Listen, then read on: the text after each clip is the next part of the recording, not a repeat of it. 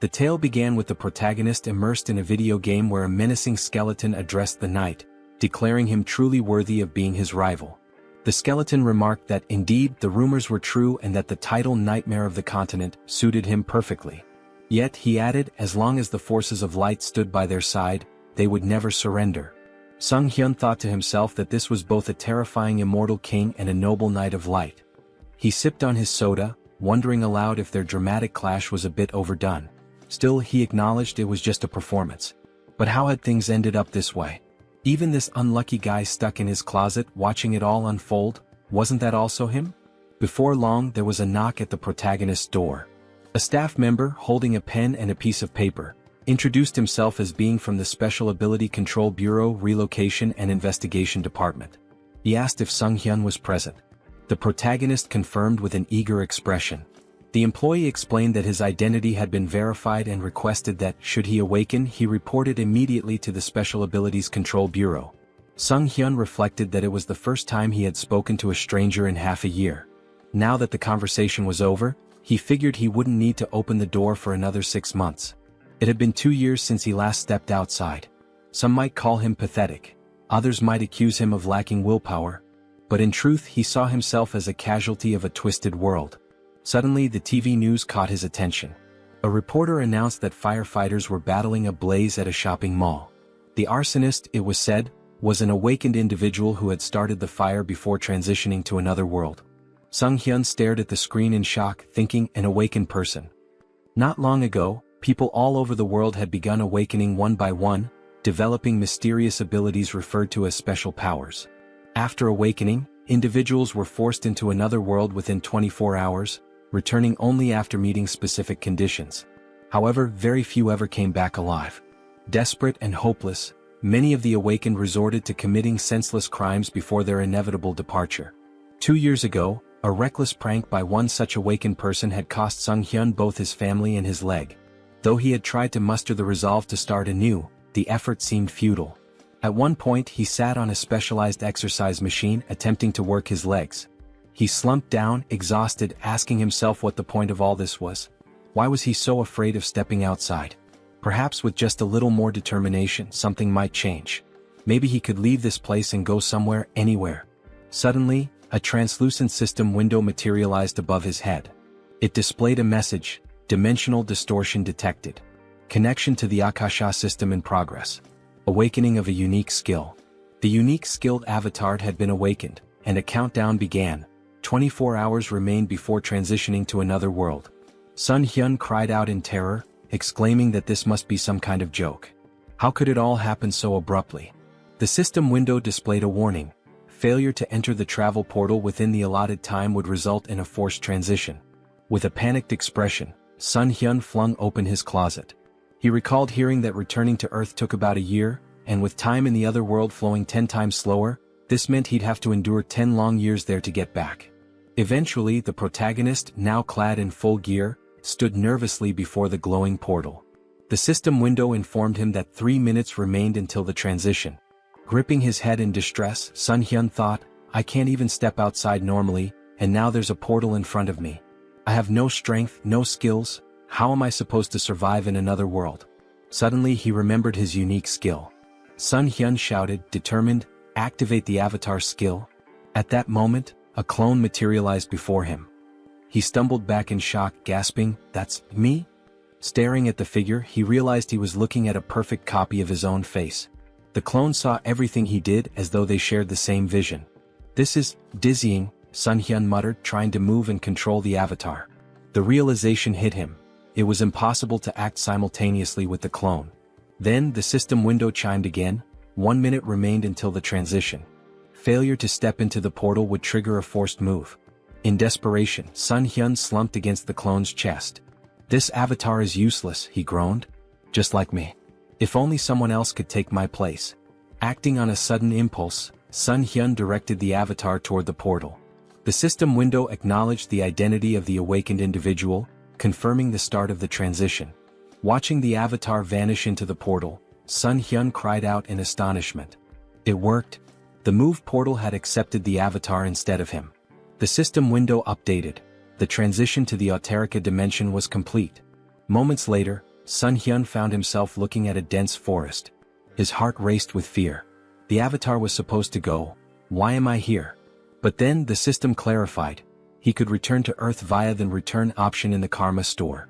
However, karma needed to be earned through adventures and his current karma was at 0. Sun Hyun's vision suddenly blurred. Realizing he wasn't physically in the forest but instead seeing through the avatar's eyes, he shouted, "I'm going to be sick." The nausea overwhelmed him and he abruptly woke up at home, sprinting to the sink to throw up. A few moments later, he sighed in relief. "At least I survived the move," he muttered. Gathering himself, Sun Hyun added with determination, "Summon the avatar here." A double appeared before him, and as it approached, the protagonist asked in frustration what he was supposed to do with such a useless ability. Suddenly, a system window appeared, announcing that he had achieved something remarkable, returning to Earth without using the karma store. As a bonus, he was granted the ability to teleport back once daily to his previous location using a portal. Additionally, his karma had increased. Sun Hyun was stunned, realizing that he had become the first awakened individual to return to Earth so quickly. The system window displayed his balance: 1,910,213 karma points. His jaw dropped in shock. Could this much really be awarded just for sending the avatar? In one move, he had earned points equivalent to 10 years' worth of effort. The system explained that karma is granted based on a person's impact in another world, whether through good deeds, misdeeds, murders, or honest labor. It made no distinction. Accumulated karma could be spent on improving abilities or returning to Earth. Sun Hyun wondered if there had been some kind of mistake. What if he was still required to travel back to another world? Then, with a wry smile, he said, "Well, I didn't expect this to work, but who cares?" Turning to the system window, he noted that returning to Earth seemed pointless since he was already here. The system offered a suggestion: improving his unique skill for 300,000 karma or exploring other status enhancements. Intrigued, Sun Hyun asked to see the details of the status upgrade section. Opening the tab, he saw an option to enhance regeneration for 10,000 karma. What is regeneration? He wondered aloud. Curious, he pressed the button. Instantly, a strange sensation coursed through his legs. Sun Hyun looked down in amazement. His legs had been fully healed. The injuries that had defined his life, the source of his pain and isolation, were gone. This wound had been more than an inconvenience. It symbolized his tragic farewell to his family and his retreat from the world. Now it was as if none of it had ever happened.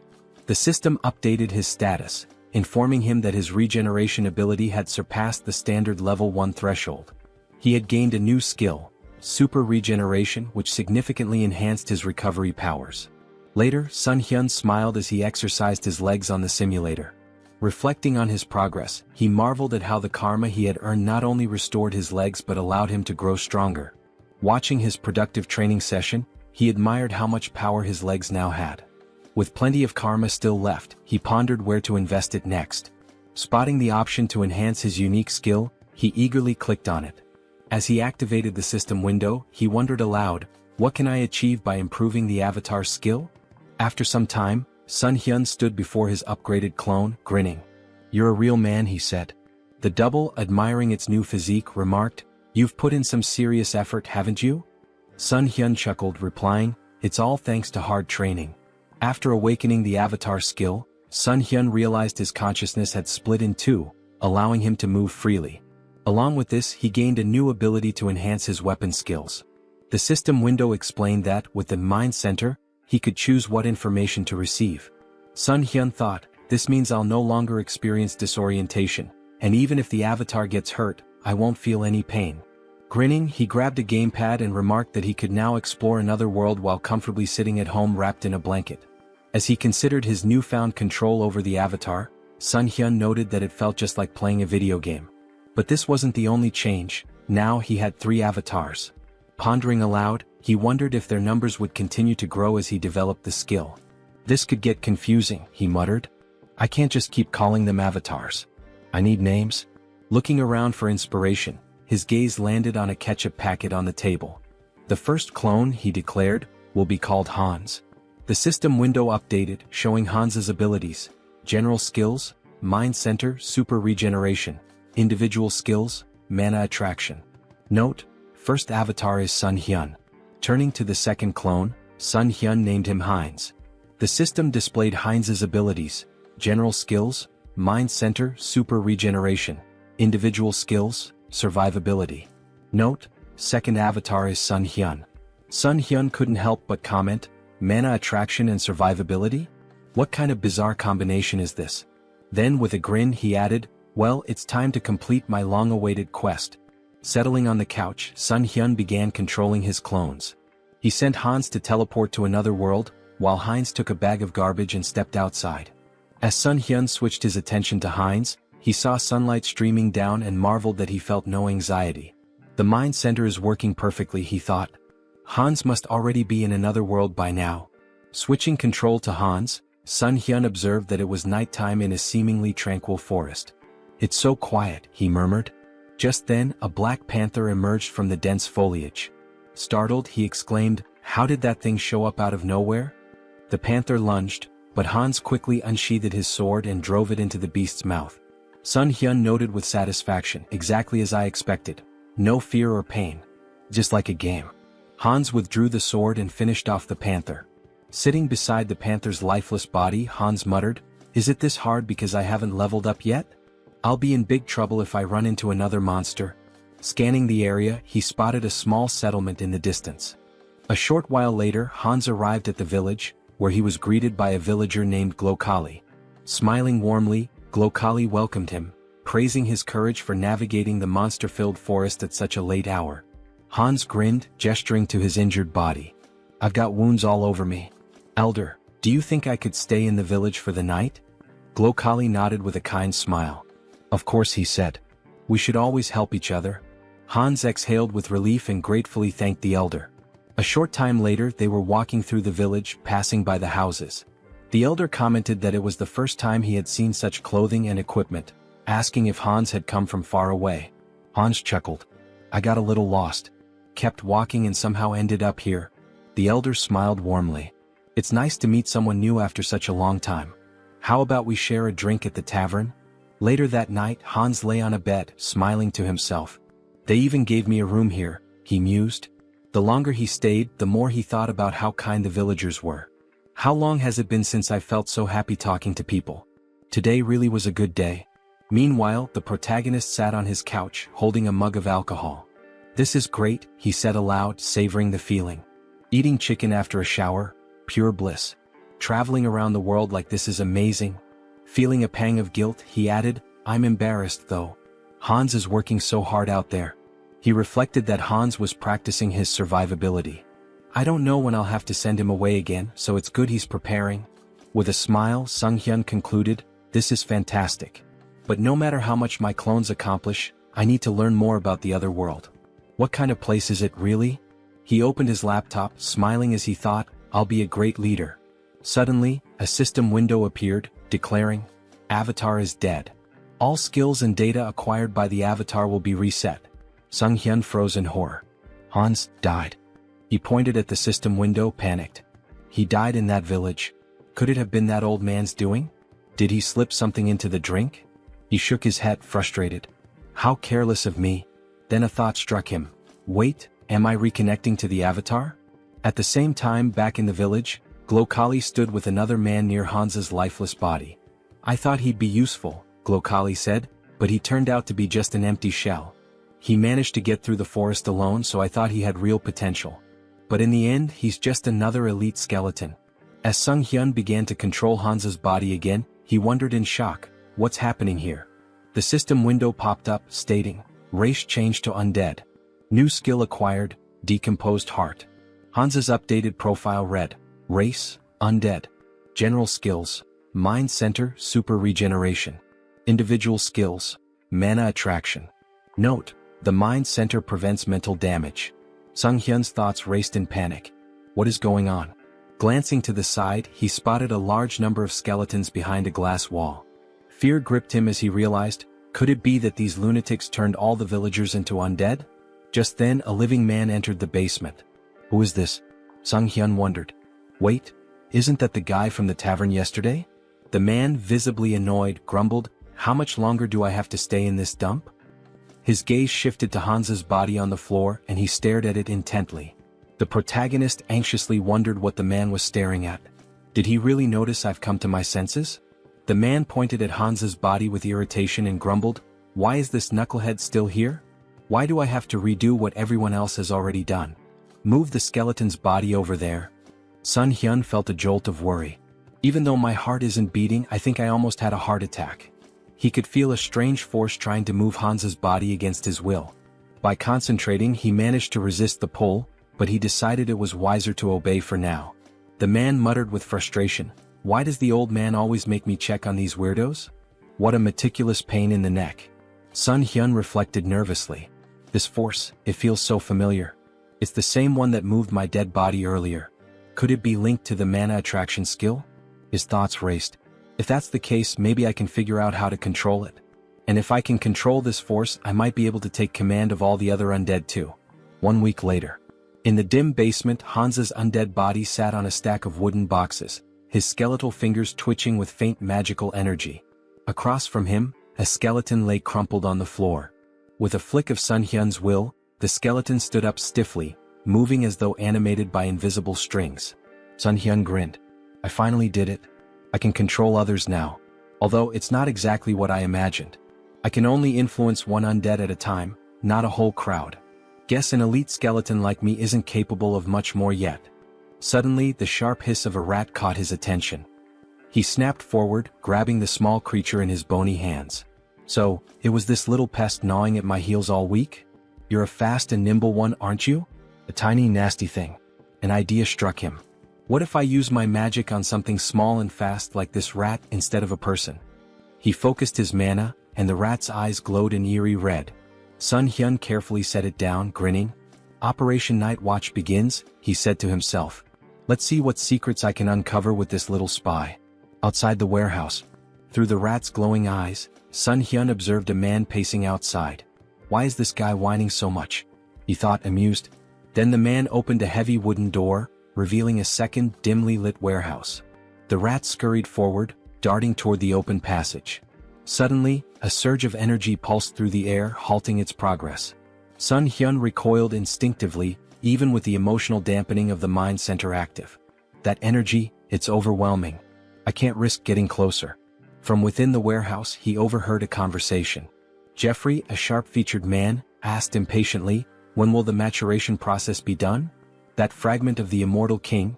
It feels like it's sucking part of my soul every time I go in there." "It'll be soon, right? The teacher's been stuck in there for days." Another man replied, his tone cautious, "It should be soon. But isn't it funny? We're guarding this place so tightly with traps set all over the village and even here. Not even a mouse could sneak through." Sun Hyun's thoughts swirled. A fragment of the immortal king? That must be what they're guarding. But where else can I gather information? And where did that old man disappear to? Moments later, a sudden flash of magical energy pierced the rat's body, shattering the connection. The elder approached, his expression calm and his tone almost amused. "A simple mouse," he said, brushing his robes as he inspected the remains. Sun Hyun seethed from his safe distance. This old idiot. He noticed even a tiny spy. This is going to be more difficult than I thought. The protagonist's thoughts raced as he wondered, did they really figure me out? The old man stepped closer, inspecting the rat's lifeless body. "An undead?" he muttered, puzzled. "I don't sense black magic, but its body is brimming with dark mana. Could mana influence alone have turned this rat into an undead? There's only one place filled with such dark mana." He turned to the man nearby and asked sharply, "Jeffrey, you're in charge of the warehouse today, aren't you?" Sun Hyun, observing from afar, felt a pang of guilt. "I'm sorry, little rat. You've done well. I'll avenge your death, I promise. Watch over me from wherever you are." Some time later, Jeffrey stormed into the basement, his face twisted in rage. "A rat? All this fuss over a damn rodent? That stupid old man?" He seethed, pacing wildly. Then, glaring at Hans's undead form, he barked, "Hey, why the hell are you standing there like that? Follow my order and stand up straight." As Hans's undead body remained still, Jeffrey's irritation boiled over. He approached menacingly, raising a fist. "Didn't I tell you to stand up straight?" he spat. Grabbing Hans by the hair, he yanked him forward. "Aren't you the fool who dared to stand against me? Didn't you threaten to kill me if I touched your family? Go on, repeat it." His face twisted into a sadistic grin. "Oh, that's right. I ripped out your tongue." Jeffrey sneered, tossing Hans to the floor like a discarded doll. "You should be thankful I let you live, even after we hunted down every idiot in your pathetic village. And your wife, she's here too, isn't she? What about your children? Oh wait, maybe they're with other families now. The tables turn. Suddenly Hans's undead body sprang to life, lunging at Jeffrey and sinking his teeth into the man's neck. Jeffrey let out a horrified scream as he collapsed to the ground. What's happening to me? Stop, he stammered, his voice trembling with fear. Reaching out desperately, he began casting magic, but before he could finish, another undead figure, the reanimated body of Hans's wife, pounced on him from behind. Together, the two undead silenced Jeffrey forever. Sun Hyun, controlling Hans's body, felt a grim satisfaction. Their revenge has only just begun. A bold plan. Meanwhile, Sun Hyun switched control to Heinz and approached the village guards. My brother lives in this village, he shouted. The guards frowned. Your brother? He left not long ago. What makes you think we'll just let a stranger in? Heinz grinned. If that's the case, then bring me to the village elder. He'll recognize me. Moments later, Glokali arrived, his expression calm but inquisitive. What seems to be the matter? Heinz greeted him warmly, bowing slightly. Elder, it's a pleasure to meet you. I believe my twin brother Hans is somewhere here. Sun Hyun smirked inwardly. Having two avatars really comes in handy for moments like this. While Heinz kept Glokali distracted, Sun Hyun, through Hans's body, infiltrated the warehouse and approached the fragment of the immortal king. The fragment pulsed with a dark, otherworldly energy, resonating with the undead around it. Is it absorbing the energy from the undead? No, it's more like it's replenishing itself. This explains why the people here are so unnaturally strong. That warehouse I was stuck in before must have been a dumping ground. And yet these fools dare to act superior? They'll learn soon enough. Sun Hyun activated his abilities, drawing the fragment toward him. A powerful surge of energy echoed throughout the village, shaking the very ground. The elder's realization. Back at the gates, Heinz maintained his ruse. Twins are connected, he said with a sly smile. We always know where the other is. Glokali frowned, his suspicion growing. Hard to believe, he muttered. Suddenly his eyes widened in panic. He sensed a disturbance and shouted, something's wrong with the fragment. Kill this fool immediately. In a blur of movement, Glokali transformed into a monstrous, darkened form and hurtled toward the source of the disturbance, his face twisted with rage. The guards, startled by Heinz's sudden disappearance, raised their spears in confusion. Meanwhile, the protagonist reflected on the overwhelming surge of emotions emanating from the fragment. Such an irresistible flow of negative energy. Even with the mind center filtering the input, it's like a tidal wave. Could anyone endure this and remain sane? Suddenly, a deafening explosion of energy shook the area, and a system window materialized before him. System notification. Your essence meets the conditions. Information unlocked. Immortal Magician Demolic. Rank increased due to the power of the fragment of the Immortal King. Dark magic hidden in the fragment has assimilated with your essence. New skill acquired, Demonic Wisdom. This skill grants mastery of dark magic and an innate understanding of its mechanics. Sun Hyun marveled at the new power. Demonic Wisdom. Just by observing dark magic, I can wield it as if I've known it forever. This changes everything. In the basement, a man stood near the remnants of Jeffrey's last stand, muttering to himself. That idiot couldn't even handle a zombie rat. Now I have to clean up this mess. Before he could proceed, the elder's booming voice rang out. Check the fragment immediately. And find Jeffrey. Grumbling, the man approached the cage containing the fragment. Why is it so quiet? He asked, leaning closer. Suddenly, a mass of undead surged from the shadows, clawing at him. Panicked, the man shouted, This is impossible. How can they? His words faltered as Heinz's voice cut through the chaos, calm and sarcastic. Lovely weather today, isn't it? The man's eyes widened in horror. How is he talking? The undead latched onto him, but he managed to release a small burst of magic, pushing them back momentarily. However, the cage shattered, releasing a flood of monsters into the basement.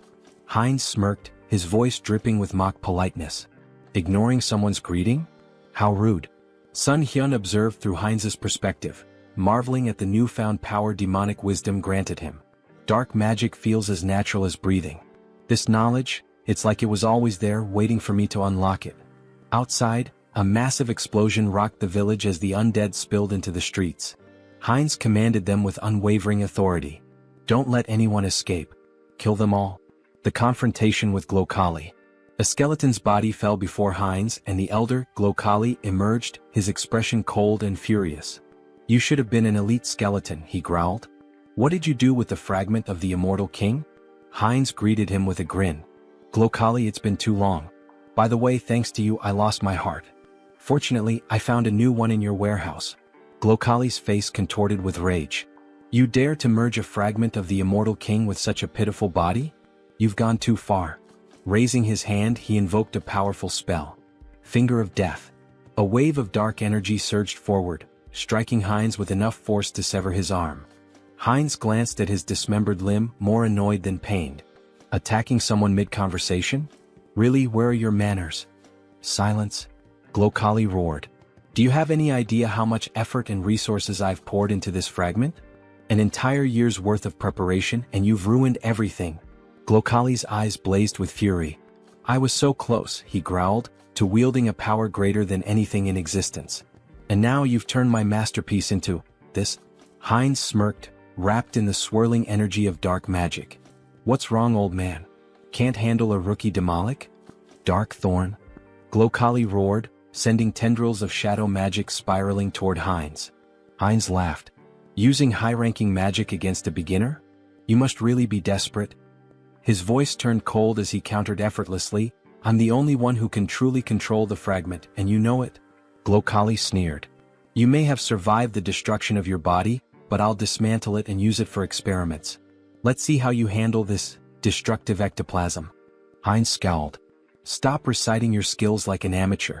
His voice rose with disdain. "And just die already, Alfred." The elder froze for a moment. "Alfred?" His expression twisted into suspicion. "How do you know that name? Did you sneak into this village intentionally?" Before Heinz could reply, a surge of dark magic shot toward Glokali from behind. The elder reacted swiftly, deflecting the attack with ease. He narrowed his eyes. "You're adapting quickly to dark magic. Is it the fragment's doing? No matter. I have no time to waste." Raising his hand, Glokali activated another spell. Pact of Destruction. The battlefield dimmed as the souls of the fallen black magicians coalesced, swirling around Glokali like a maelstrom. A dark crown materialized on his head, amplifying his power. Heinz watched warily. "You're sacrificing the souls of your own allies for this? How fittingly vile of you." Glokali snarled, his voice thunderous. "With the full power of this fragment I would have crushed you. But no matter." Now, flame of souls soaked in darkness. A massive surge of fiery dark energy erupted toward Heinz. The final blow. Before the spell could reach its mark, a streak of magic pierced Glokali's chest. The elder stumbled, his expression frozen in disbelief. Heinz stood unimpressed. "Took you long enough to tire yourself out? Honestly, I almost fell asleep while you were chanting all those fancy spells." He added with a smirk, "By the way, thanks for plunging me headlong into dark magic. I think I've finally mastered it." Blood trickled from Glokali's lips as he collapsed to his knees. "How could I die like this? So senselessly?" Heinz watched him fall lifelessly to the ground. Raising his gaze to the sky, he muttered, "Alfred, I hope you saw all of this. Your revenge is complete. Rest in peace. Elsewhere." In a grand cathedral, Rista knelt before a massive statue, her hands clasped in prayer. The flickering light of candles illuminated her solemn face. A knock interrupted her meditation.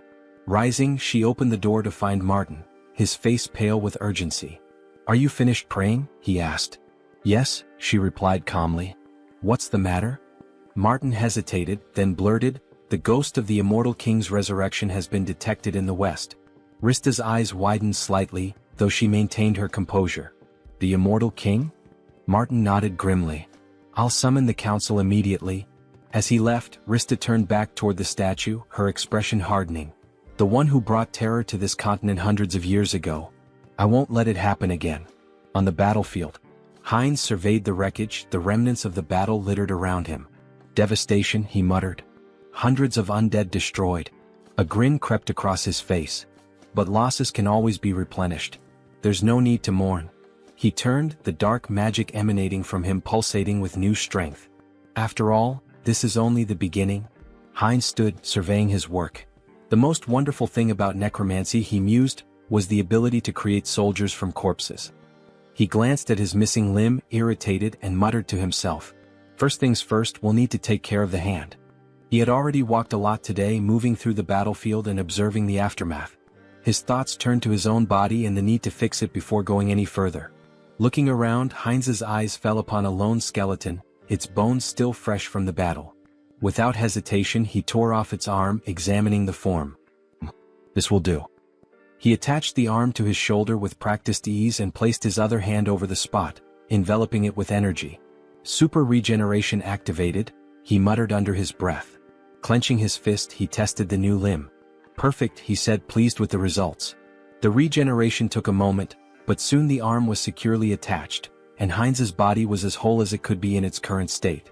Where to start? He wondered. He stepped forward, hands extended as he focused his energy. The skeleton in front of him was about to become his first test. With a commanding tone, he spoke aloud, "You must become my subordinate." The voice of the evil wisdom, the fragment of the immortal king that had fused with his soul, whispered to him in the back of his mind. Its presence filled him with strength, guiding him toward his goal. Return the remaining magical power to your body, cleanse it of the fragments of thoughts. But as he focused, something went wrong. The skeleton suddenly fell apart, crumbling into dust. What? Heinz raised his hands in confusion. Didn't work? A moment of silence followed as Heinz stood before the pile of bones, arms folded, contemplating. He muttered to himself as realization dawned on him. "I've been going about this wrong." After a few attempts, it clicked. He turned his gaze toward the village chief's body, still lying in the aftermath of the battle. A dark idea began to form. He pointed his hand toward the body and spoke slowly, "Should I turn you into an undead with a soul to extract information from you?" Grabbing the lifeless form of Makhem by the clothes, Heinz lifted him up for closer inspection. "What?" he exclaimed, his voice tinged with surprise. "The old man doesn't have a soul." Makhem's body had been stripped of any trace of life, except for the magical circle burned into his chest. Heinz examined the symbol and thought for a moment. So this is how they've been controlling things. Throwing Makhem's body aside, Heinz couldn't help but smirk at the oversight. "It's strange they didn't think of this little thing, considering the scale of their operations," he muttered. "But no matter. I can still use this." With renewed focus, Heinz concentrated energy into his hand. "If the soul is gone, I'll have to make do with what's left." He directed the energy straight into Makhem's body, deciding that he would turn the old man into something more useful. A high-level undead with consciousness and combat skills. Heinz's magic spiraled through the corpse, desecrating the remnants of its magical power and cleansing it of any remaining fragment of thought. A few moments later, the body twitched and Makhem rose to his feet, now an obedient death mage. The undead mage stood before Heinz, waiting for orders. His voice was hollow but clear. "I await your command." Heinz looked at him with curiosity. "You're speaking." "I didn't even expect that result," he muttered, impressed. He turned to Makhem, his expression cold. "Your name is Makhem. From now on you will obey me." Without hesitation, Heinz slammed his hand against the undead mage's skull. Makhem flinched but immediately responded with desperation. I will obey." Heinz smirked, rubbing the bruise on Makhem's head. "Even if he lost his memories, his sins remain. I'll enjoy this." Turning his attention to Makhem's cane, Heinz casually remarked, "It looks pretty good." Makhem's bones trembled, his fear palpable. His new existence as a death mage was not one of autonomy, it was one of fear and servitude. The power of the immortal king's fragment coursed through Heinz, and with it, the ability to control life, death, and everything in between. Heinz's grin widened. "You're going to be a useful tool?" As the protagonist stood, looking over the gold he had gathered, his thoughts shifted to the mountain of corpses he had left behind. Among the undead, there was one particularly young zombie, a grim reminder of the recent battle. This young zombie, who killed Jeffy along with him, he thought. He placed his hand on the zombie's head in a strangely respectful gesture. Well, he should rest in peace with his family. With a flick of his wrist, he directed fire at the building nearby, setting it ablaze. The crackling of flames in the distance was the only sound that could be heard as the protagonist briefly considered the devastation he had wrought. No turning back now. Back in his hideout, the protagonist sat comfortably at a table, his belly full after a satisfying meal. He leaned back, smiling contentedly. I ate too much," he said to himself, his voice light. "God, that was delicious." He glanced at his phone, curiosity peaking. "What's the gold rate today?" he muttered aloud, tapping the screen. The village had been full of magicians, and given their affinity for treasure and arcane wealth, there was bound to be a lot of gold left behind. Just think, these people had accumulated a fortune. He began considering what he might do with the loot. Maybe I should take a closer look at what's left. With a deliberate motion he reached out, muttering, "Summon Hans." In an instant his avatar appeared before him, and an ominous aura filled the room. The feeling was intense, suffocating, his presence too strong for the quiet of the space. The protagonist's eyes widened in panic as he recoiled, covering his face. "Cancel the summoning," he shouted in fear. As quickly as the avatar had appeared, it vanished. He gasped for breath, his heart racing. "I thought I was going to die," he muttered to himself. "What should I do now?" He scratched the back of his head in frustration, trying to regain his composure. "I need to summon Hans, but maybe I should improve my unique skill first." The protagonist's thoughts turned inward, and he focused on accessing the Karma Shop, a place where he could enhance his abilities. Moments later, a system window appeared in front of him. He marveled at the results. "I earned more than I expected," he mused. The last time he had just over 400,000 karma. Now the amount had grown. He selected the item to improve his unique skill and spent a hefty 300,000 karma. A message popped up on the screen stating that his skill had improved. The number of avatars you can own has increased. His mental strength exceeded the norm, and as the information sunk in, he clenched his fist, enveloped in a surge of energy. Serenity. This skill would protect him from external stimuli and mental attacks. A welcome upgrade for the challenges ahead. Later he began filling a paper bag with gold, thinking about the potential. With my normal state of health, Hans can benefit from serenity, unlike the center of the mind. It was incredible how he always seemed to pick the right skills when needed.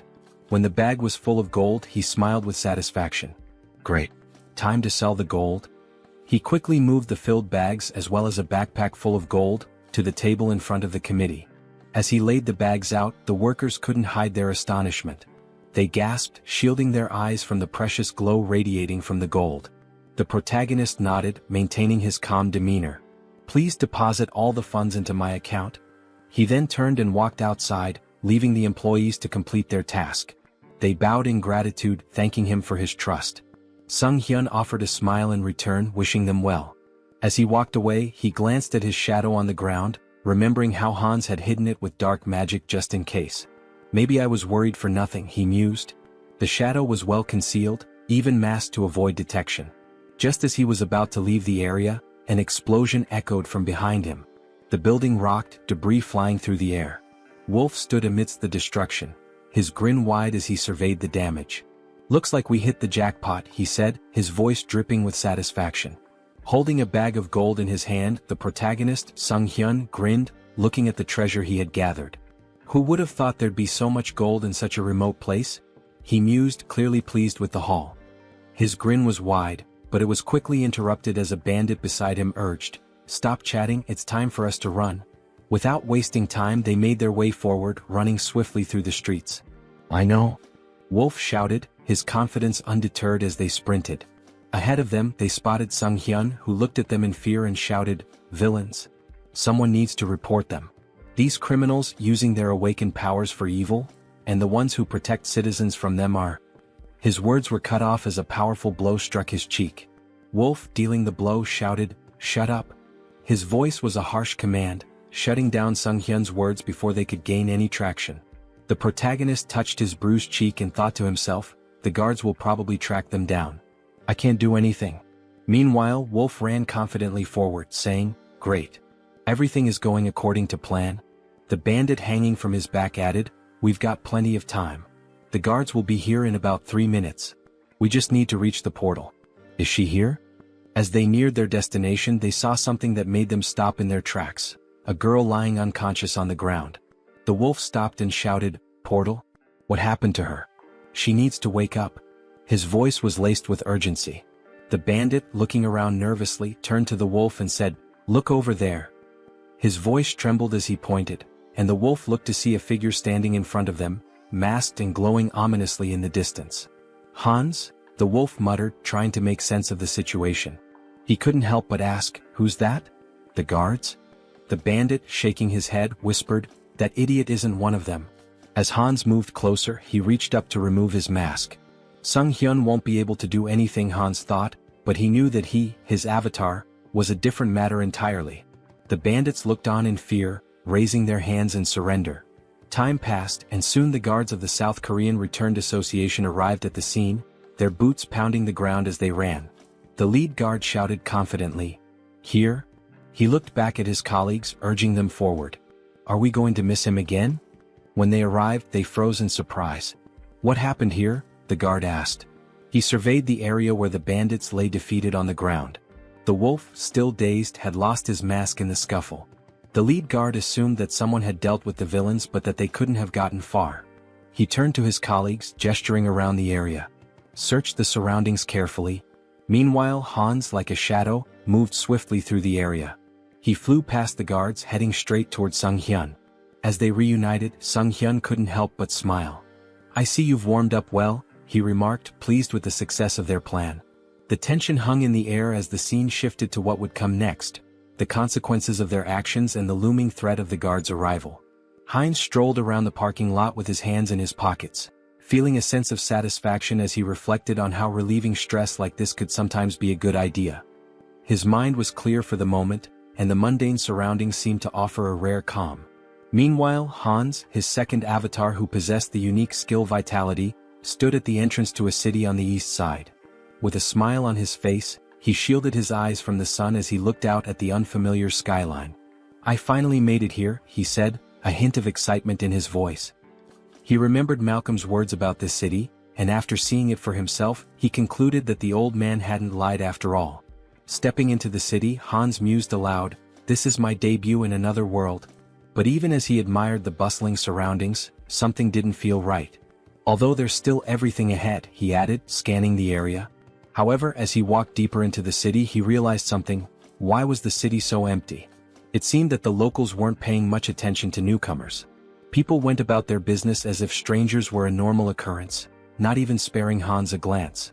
Just then, in a nearby alley, a robber turned to his companion Diana and exclaimed, "Was this a joke?"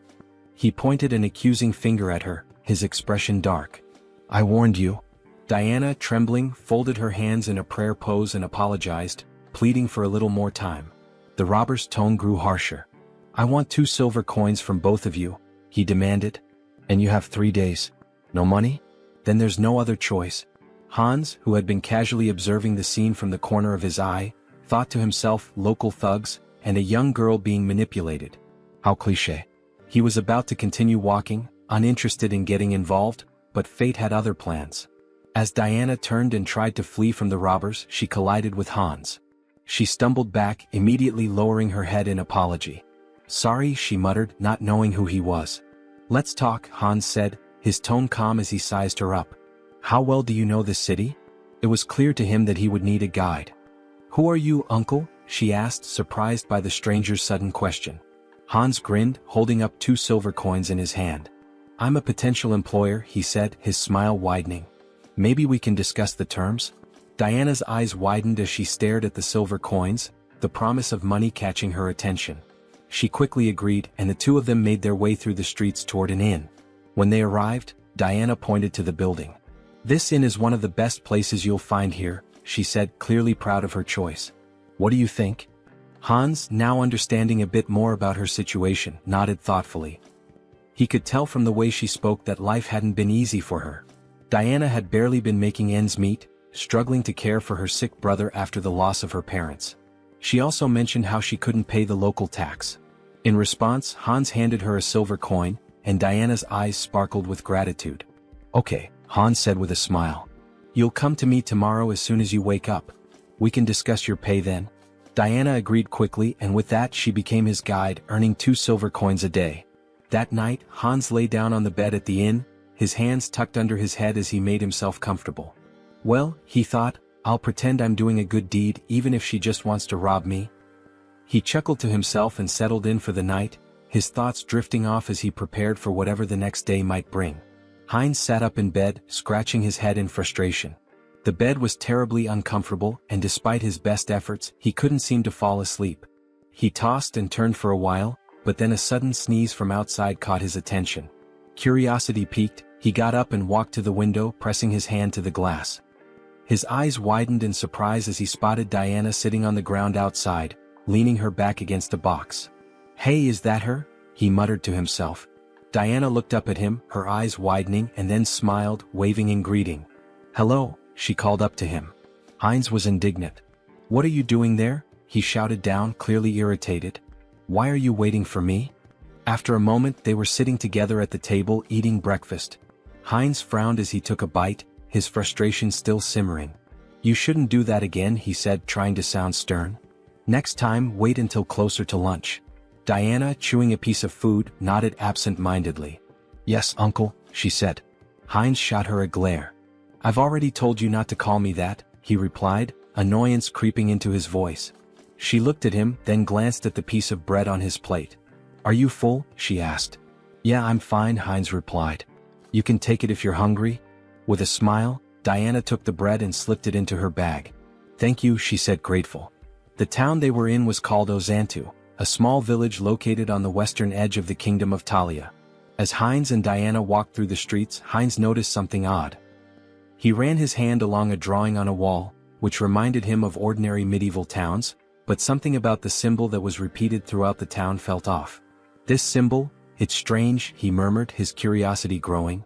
Heinz examined it more closely and said, "It looks like paint, but something's not right."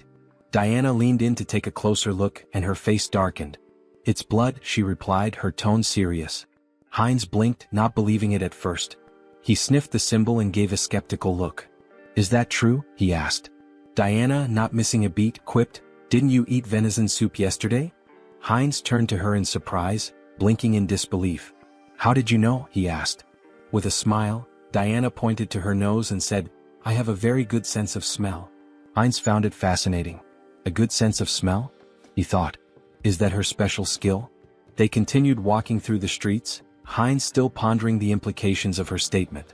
He asked, "What does the symbol mean?" Diana hesitated for a moment, then answered, "It's the emblem of the Varkalak Guild, which controls this place." But before she could finish, she froze, her face paling in fear. She began to slowly back away, bumping into Heinz. "What's wrong?" Heinz asked, alarmed by her sudden change in demeanor. Diana's eyes darted around nervously. "That smell," she said, her voice tight. Heinz furrowed his brow. "What smell?" he asked, not sure what she was talking about. Diana inhaled deeply, her eyes closed as she focused on the scent. Then, with a sense of urgency, she turned around, her fists clenched. "Freshly baked bread," she exclaimed. "I have to try it?" Heinz, confused but amused, asked, "Didn't you just eat a minute ago?" Diana pointed ahead, her face lighting up with anticipation. "I'm hungry again," she said, clearly excited by the smell. They followed the scent down an alley which led them to a door. When they peeked inside, Heinz's stomach dropped. Behind the door was a corpse, its lifeless body sprawled on the ground. The smell of bread was still in the air, but the sight of the body made it clear that something sinister was at play. A few days later, Heinz stood against a wall, arms folded, waiting impatiently. "She's never been late before," he muttered. "Something must be wrong." Just then, a bandit approached him, a smirk on his face. "Hey buddy," the bandit called out, drawing Heinz's attention. Heinz looked at the bandit in surprise, unsure of what to make of the situation. The bandit, arms folded and wearing a smug expression, said, "We should talk." Heinz felt a moment of frustration, thinking to himself, has it really come to this? The next instant, he handed the bandits a handful of silver coins, offering them a smile. "Take this," he said, trying to remain calm. "There aren't many, but I hope they help maintain some sense of public order." The bandits exchanged looks, then one of them picked up a silver coin, a grin spreading across his face. "Seems we've quickly found a common language," he remarked, clearly amused. Heinz thought to himself, I brought money just for this kind of situation. But then, his eyes narrowed as he noticed something. The bandit had a symbol on his neck, one that looked strikingly similar to the emblem Heinz had seen on the walls of the city earlier. His thoughts turned grim. Diana had warned me to avoid the alleys. We need to leave this place as soon as possible. Heinz couldn't help but wonder just how terrified the girl must have been, given how deeply afraid she'd seemed of the thugs. The bandits moved away, but one of them turned to the other and asked, "Why did you grab this brat?" His comrade responded dismissively, "How should I know, idiot? We're just following orders." The word struck Heinz like a blow. "Brat?" he thought. "Don't tell me those two bastards grabbed Yen?" Without thinking, he shouted after them, "Wait a minute!" The bandits turned around in surprise, eyeing him curiously. Heinz clenched his fist. "Damn it, timing is everything in situations like these. If things get dangerous, I can just cancel the call." He forced a smile, trying to stay calm. "There's something I wanted to know." At that moment, Diana's voice suddenly called out to him, and he turned around in shock. "Huh? Diana?" The bandit, now flexing his fist with an irritated expression, remarked, "So, what's your friend interested in?" Heinz gave an awkward smile, trying to keep the conversation light. "Is the silver I gave enough?" A little while later, one of the bandits returned with a bag in his hands. "They took everything," he said nonchalantly, tossing the bag aside before turning toward Heinz. The bandit's expression hardened. "And where's the rest of it? You were supposed to meet us long ago." Heinz shot him a glare. "Did you even know how much I gave you?" In that moment, Diana's face fell and tears began to form in her eyes. "My little brother is missing," she sobbed, her voice trembling. "He was just starting to get better, he could eat again, but now I can't find him anywhere." Heinz's mind raced as he recalled the conversation he'd overheard between the bandits. Could they be talking about Diana's brother? He asked, his voice tinged with suspicion. Could it be Varkalak? Diana looked up at him, her face stricken with terror. "No," she whispered, shaking her head in despair. Heinz frowned and asked gently, "What do you mean?" Tears streamed down Diana's cheeks. "They really took him," she choked out. "Aaron will die if they hurt him." Heinz's heart sank as he watched her crumble in front of him, the weight of her words sinking in. He knelt down beside her, trying to comfort her the best he could. "Don't worry so much," he said softly. "If they want a ransom, I'll pay it. You won't be alone in this." But Diana, her voice barely above a whisper, whispered in disbelief, "They really took him. Aaron will die." Heinz's heart pounded in his chest as Diana's words hit him like a cold shock. "Blood," she had said. He repeated the word in disbelief. "Why blood?" he asked, struggling to understand. Diana, still shaking with fear, managed to sit up. "This city," she whispered, her voice trembling, "is a warehouse for live blood bags. For vampires." Heinz's mind reeled as the weight of her words sank in. Before he could process it further, a voice from above cut through the tension. A vampire stood on the roof, his figure silhouetted against the setting sun. "The smell of dark mana is strong," he said with a low, cruel smirk. "Did they kill each other over the fragment of the immortal king? How unfortunate. I wanted to destroy it once it fully matured."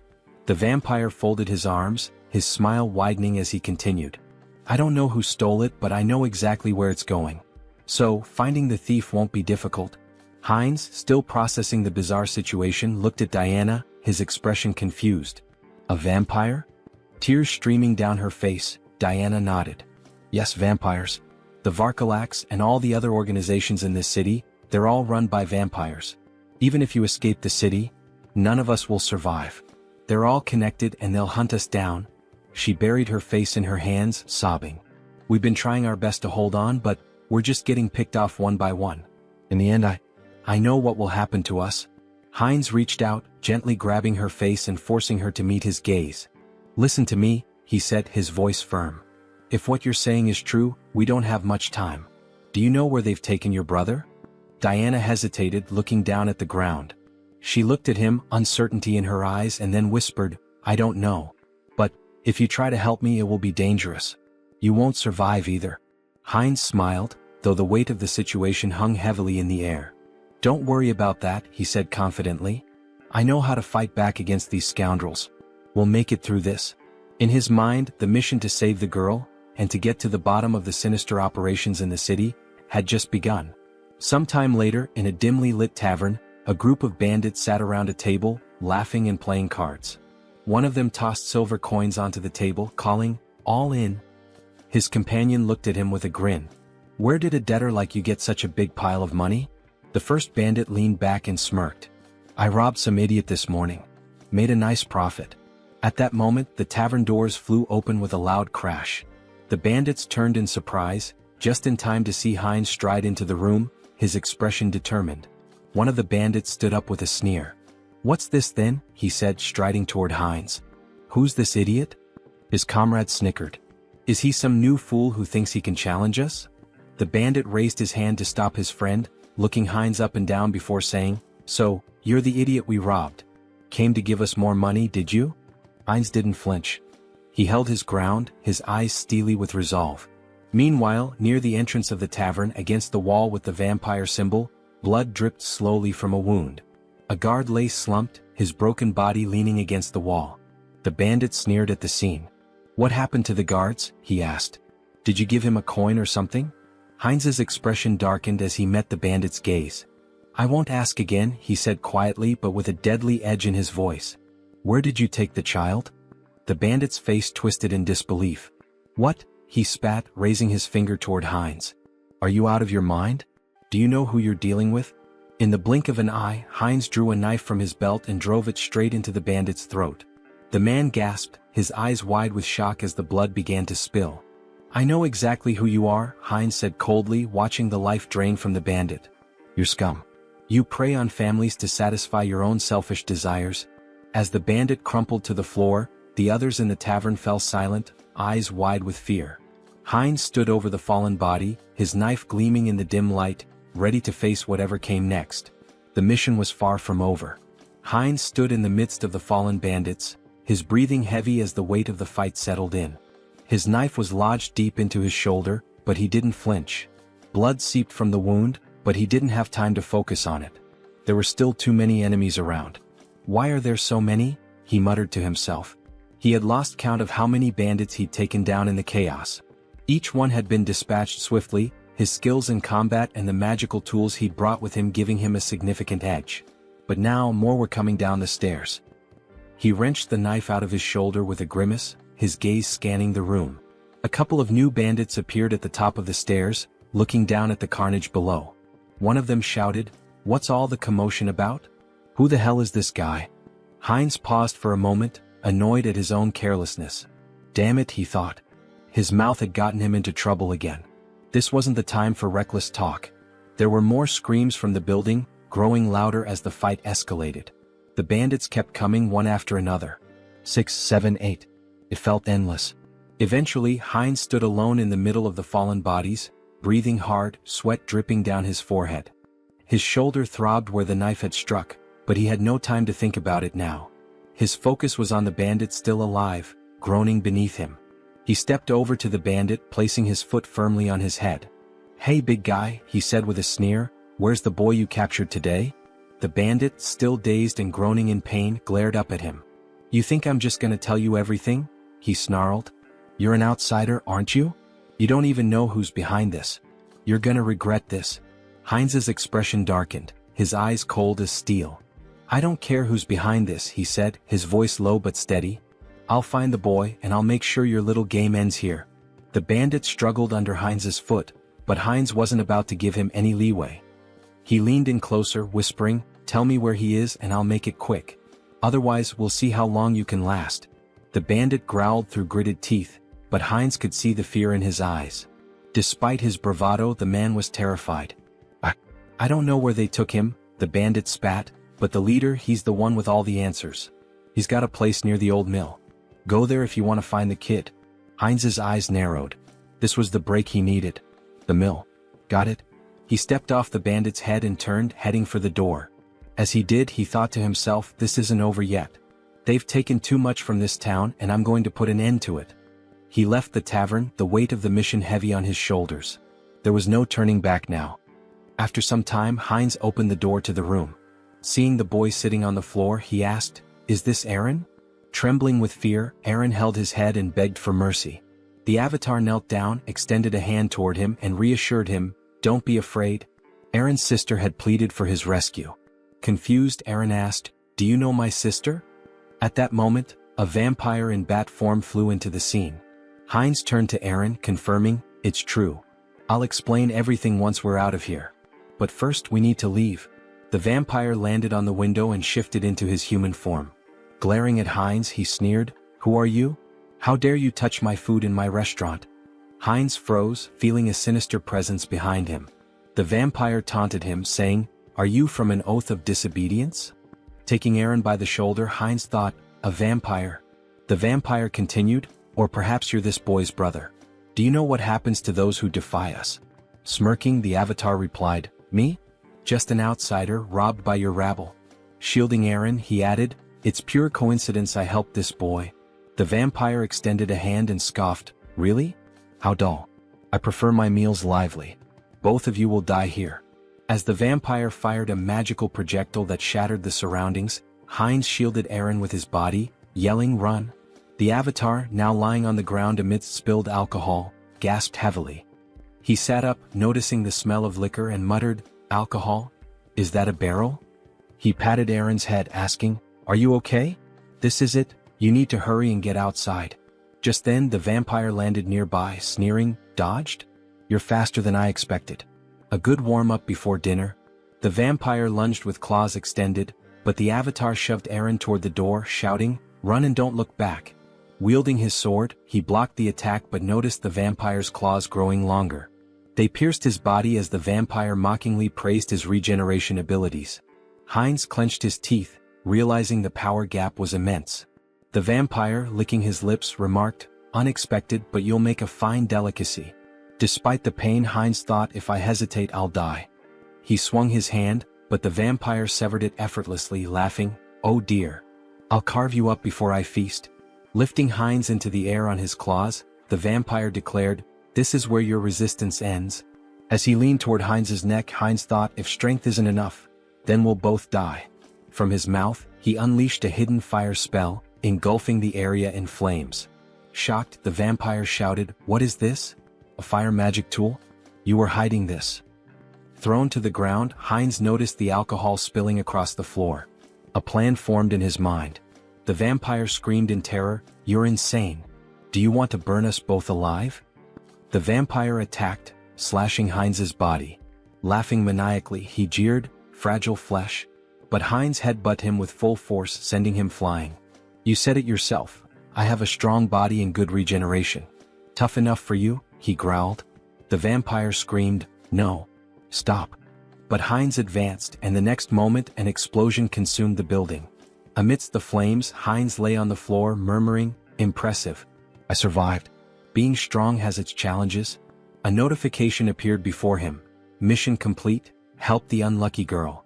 Outside the burning building, Diana clung to her brother, staring at the inferno. "Uncle," she cried. Meanwhile, a system window announced, "Avatar Heinz has died. The Avatar will respawn in 7 days." Diana stood there, exhausted from her work, wiping the sweat from her brow as she watched the man walk away. She had been cleaning his shoes for what felt like hours, and now that the job was finished, she could finally take a moment to catch her breath. The money left on the table was a small consolation, but it would be enough to help with the next day's bills. Her thoughts drifted to the events that had unfolded not long ago. The building that had once been the scene of chaos was now nothing but a smoldering wreck. She had heard that the Avatar Heinz had been consumed by the flames, leaving her to wonder about the fate of the man who had helped her and her brother. The world around her flickered, and a new, familiar figure stood before her. It was Heinz, alive, standing in the middle of the street as if nothing had happened. His body was covered in bandages, but the intense aura he exuded made it clear he had come back, somehow. Diana stared at him, mouth agape. Her heart skipped a beat. "Uncle?" Heinz's eyes softened, and he smiled faintly despite the pain he was clearly in. "I told you I'd be back," he said, his voice hoarse. It was then that the system window appeared in front of him, announcing that Avatar Heinz had been reborn after 7 days. His rebirth had been completed, and with it came a sense of purpose, a new mission to carry out. The flames from the explosion, the chaos, the danger, they were all behind him now. But Heinz knew this was just the beginning. Whatever had happened, whatever lay ahead, he was ready. And this time he wouldn't fail. Diana slowly approached him, her eyes filled with disbelief and relief. "You're really here? You're alive?" Heinz nodded, offering her a reassuring smile. "I told you I'd keep my promise." He extended his hand, a gesture of both gratitude and solidarity. "Let's move forward together." And with that, they began to walk side by side, ready to face whatever challenge. After some time, Heinz sat on the edge of the bed, staring at the system window deep in thought. It displayed that the interdimensional transfer would take 10 days to complete. "Longer than I expected," he muttered, "but that's fine." Suddenly the wall burst apart and Virex stormed in, grabbing Heinz by the neck. He slammed him against the wall and growled, "This was your doing, wasn't it? The tracks from the forest lead straight here." Heinz, gasping for air, thought, vampires. Have they figured it out already? Virex sneered. The outsider was under the jurisdiction of my slain kin? He accused. Despite his struggle, Heinz couldn't muster the strength to fight back. What a monster, he thought, his teeth clenched in frustration. Leaning closer, Virik sniffed the air around Heinz's neck. I don't sense the aura of dark magic or the blood of my king, he mused aloud. Heinz, barely able to speak, croaked, What are you talking about? I don't understand. I was just sleeping. Virik grinned menacingly. Don't understand, huh? Let's see about that. Pulling Heinz closer, he sank his fangs into his neck. I'll ask again, slowly this time. Lies won't work. Heinz convulsed in pain, thinking this is insane. Why is this happening to me again? The system window flashed a notification. Entity appearance has changed, vampire. Virik released him, stepping back as another message appeared. Special skill acquired, legacy of lesser blood. Heinz's super regeneration had been replaced with regeneration. Still radiating an overwhelming aura, Virik asked, So, are you truly uninvolved in the vow of disobedience? Heinz felt the oppressive authority of the higher vampire, his blood screaming for submission. Swallowing hard, he replied, No, Lord Virik. I'm just a simple traveler. Despite the instinct to obey, Heinz knew his center of the mind ability blocked the compulsion. Virik turned away, muttering, Was I mistaken? Then he commanded, Follow me. We have important matters to attend to. Heinz smiled faintly. Fine. I'll go, and gather some intel while I'm at it. They soon arrived at the Azanta branch of the Vargalak clan. Inside, vampires greeted Virik with respect, though their eyes narrowed at Heinz. One sneered, What is this? New blood? A female vampire covered her mouth, disdainful. What were you thinking, bringing scum like this? Before Heinz could react, Rosalicia appeared, a glass of red liquid in hand. Beaming, she grabbed his arm. Hello, little blood. Long time no see, she exclaimed. Her cheerful demeanor caught Heinz off guard. Who is this drunkard? He thought. She introduced herself with a bright smile. I'm Rosalicia. And you? He hesitated but answered, Heinz? Rosalicia handed him the glass. Don't be rude. We're both lesser bloods, aren't we? Here, freshly squeezed blood. Drink up. Heinz stared at the glass, debating. If I drink, I might avoid suspicion. Taking a small sip, he felt a surge of thirst, even through his mental filter. Alarmed, he thought, drinking this is dangerous. Blocking the taste and smell, he downed the rest in one gulp. Delicious, he said flatly. Rosalicia ran her finger along his cheek with a playful grin. I like you. If you were human, I'd drain you dry, she teased. He laughed awkwardly. You called me lesser blood? What does that mean? Rosalicia tilted her head, placing a finger on her chin. Huh. You don't know about vampire ranks? She asked incredulously. Lesser bloods are like knights to humans. Pure bloods, though, they're the aristocracy. For example, Lord Virik, Rosalicia explained. The clan leaders are known as the true blood.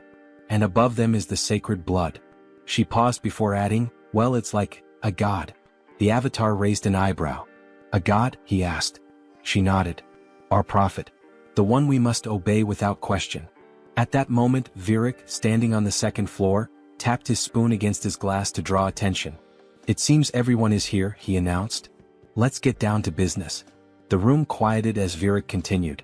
The fragments of the immortal king have disappeared.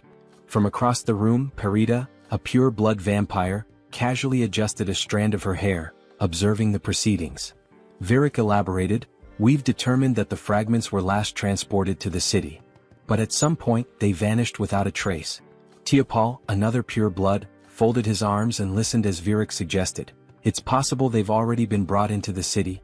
Heinz glanced up, his curiosity piqued. The fragments of the immortal king? He asked. Rosalicia sighed, giving him a knowing look. Don't you know? Dark mages from a certain village were cultivating the fragments of the immortal king. Heinz furrowed his brow. And the oath of defiance? Where are they in all this? Virik addressed the group. From today onward, each of you will thoroughly investigate your assigned areas. Report anything suspicious immediately. Later, as Rosalicia shielded herself from the sun with an umbrella, she grumbled, Walking around during the day ruins my skin. Heinz, standing beside her and adjusting the hood of his cloak, remarked, Sunlight weakens us. It's no surprise. Both their faces glistened with sweat. Rosalicia continued, Even Lady Perida, a pure blood, is out searching. We can't just sit around doing nothing.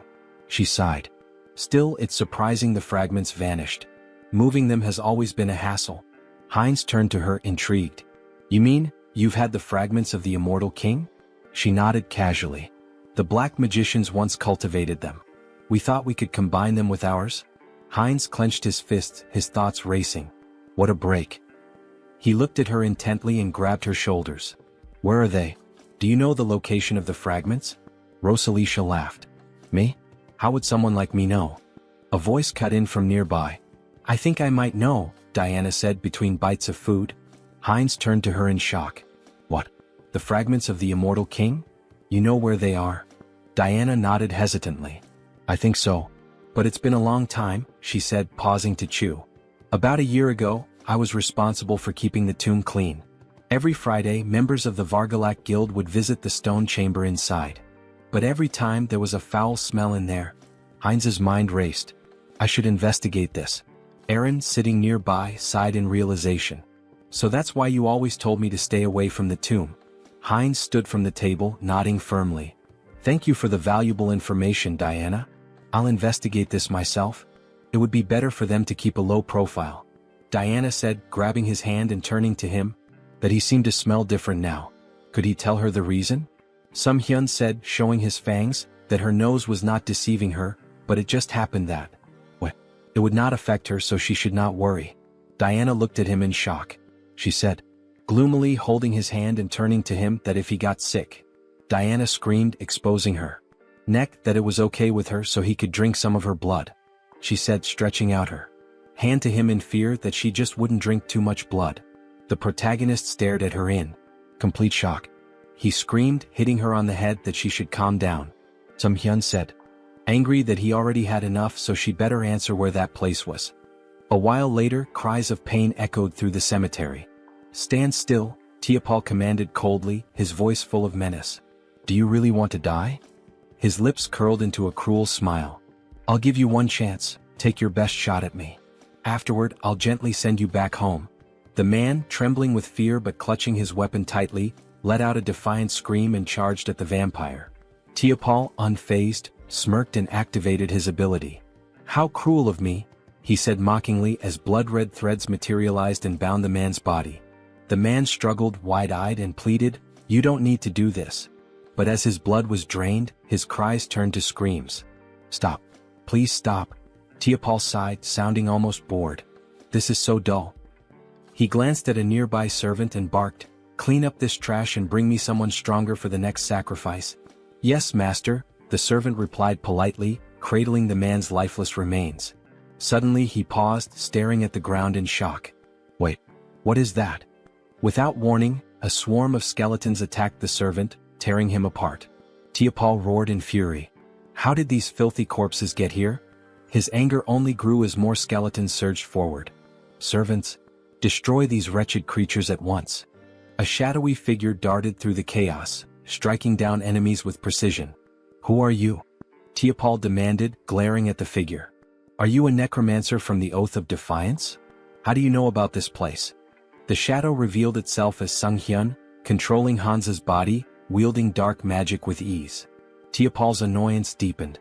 You're not going to talk willingly, are you? He sneered. Fine. I'll just rip your head off and ask my questions later. He unleashed a barrage of blood-based attacks, tearing through the skeleton army. Sung Hyun smirked, manipulating the skeleton remnants into makeshift weapons with his magic. So, you'll just leave my head? He muttered, amused. Let's see how that plan works out for you. Tiapol gritted his teeth. The spell is too fast. I can't dodge it. At that moment, Sung Hyun intercepted one of Tiapol's attacks. Tiapol froze, startled. Reinforcements? He asked, his voice laced with surprise. Then, with a sinister grin, he added, You've arrived just in time. Have you already reported the ambush here? Heinz too shouted back, I've already done that. Lord Viric's followers are gathered outside. I came here first to help you. Tiapol's expression twisted with anger. Great news, he snarled sarcastically. Then you'd better make yourself useful. This Demolic is strong enough to hold us off.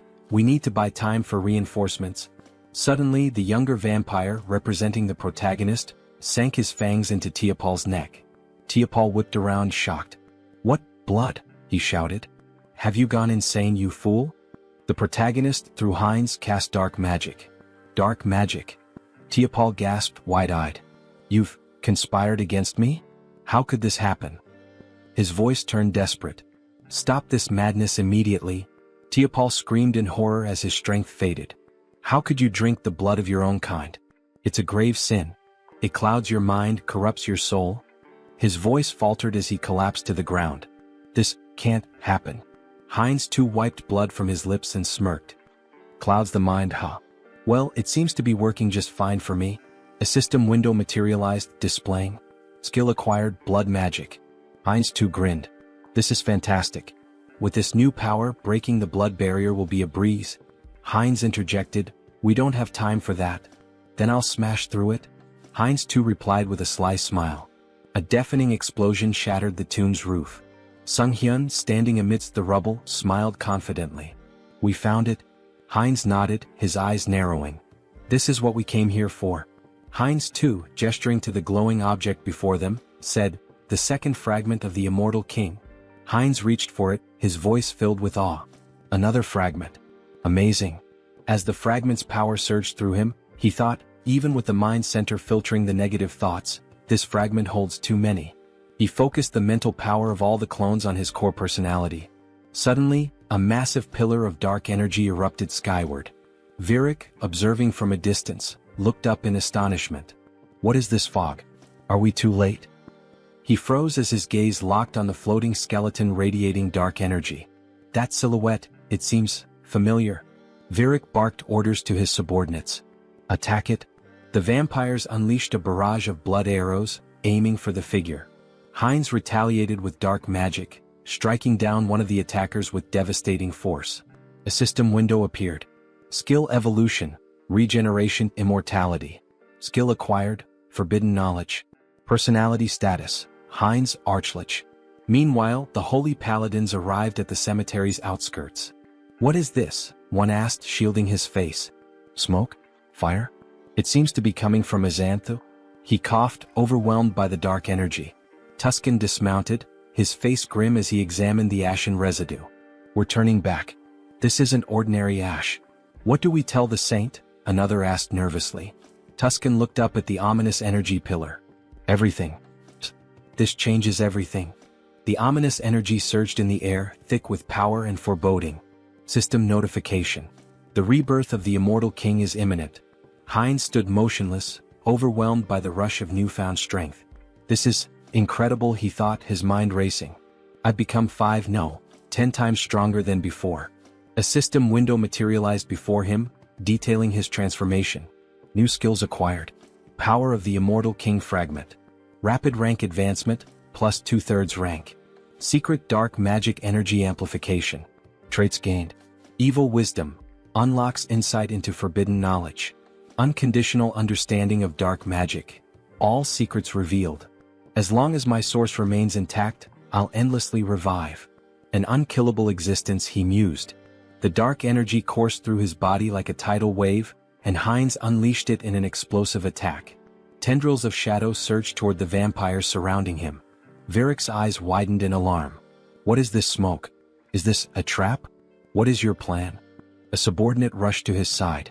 My lord, we must retreat and recover our strength. Before the words could settle, the dark energy swallowed the subordinate whole, obliterating him in an instant. Virik froze, staring in horror at the remains of his servant. This is an attack spell? Dark thorns erupted from the shadows, piercing through Virik's chest. He screamed in agony, his strength waning rapidly. Heinz, through the avatar Hans, stepped forward, his cold gaze fixed on the pure-blooded vampire. You're stronger than the others, he said calmly, but right now you're nothing more than a blood bag to me. Virik gritted his teeth, his voice trembling with anger and disbelief. Where did you get such power? Did you truly absorb the fragment completely? How did you endure so much darkness alone? Heinz too smirked, stepping closer. Alone? He asked mockingly, leaning in. Who said I was alone? Before Virik could respond, Heinz too sank his fangs into the vampire's neck, drinking deeply. Virik's body convulsed, then went limp, crumpling to the ground. System notification. Conditions fulfilled, skill growth activated. Legacy, minor blood legacy, pure blood. Heinz too wiped the blood from his lips, his smile sharp and predatory. A pure-blooded vampire now? He murmured, savoring the moment. The realization struck him like a bolt of lightning. By devouring other vampires I can grow faster. He laughed darkly, his voice resonating with malevolent triumph. Let them wait for me. I'll devour them all, one by one. After some time in the forest, Rosalicia cried out that they needed Perdita. Fearfully she asked what they should do now. With tears in her eyes, Rosalicia lamented that if Lady Perdita had been there, they wouldn't have succumbed to the enemy so easily. Perdita responded, stating that Vieric had been defeated but warned against underestimating this adversary. She touched the lingering dark magic and noted that the fragments contained an overwhelming amount of power, indicating the enemy's formidable strength. As the sun began to rise, she urged them to return to the base quickly to request reinforcements. Elsewhere, a man sprinted through the city streets, shouting curses. Leaning against a wall, he demanded angrily, "They won't chase me to the very end, will they?" He blamed everything on the vampires, accusing them of arrogance before being destroyed in an instant. He cursed his own mistake of trusting them. From the shadows, Heinz too grabbed the man, dragging him away. A terrified scream echoed from the alley. Meanwhile, Sung Hyun reflected on leaving Hans in the city to deal with the remnants of Varkalak. He had also arranged for Heinz too to be connected to a minor merchant guild so he could escort Diana and her brother out of the city. Later, in the forest, Heinz too, holding a frying pan, joked that with enough pepper, he could make a special steak. Diana and her brother gazed at the meal with admiration, thanking him for the delicious food.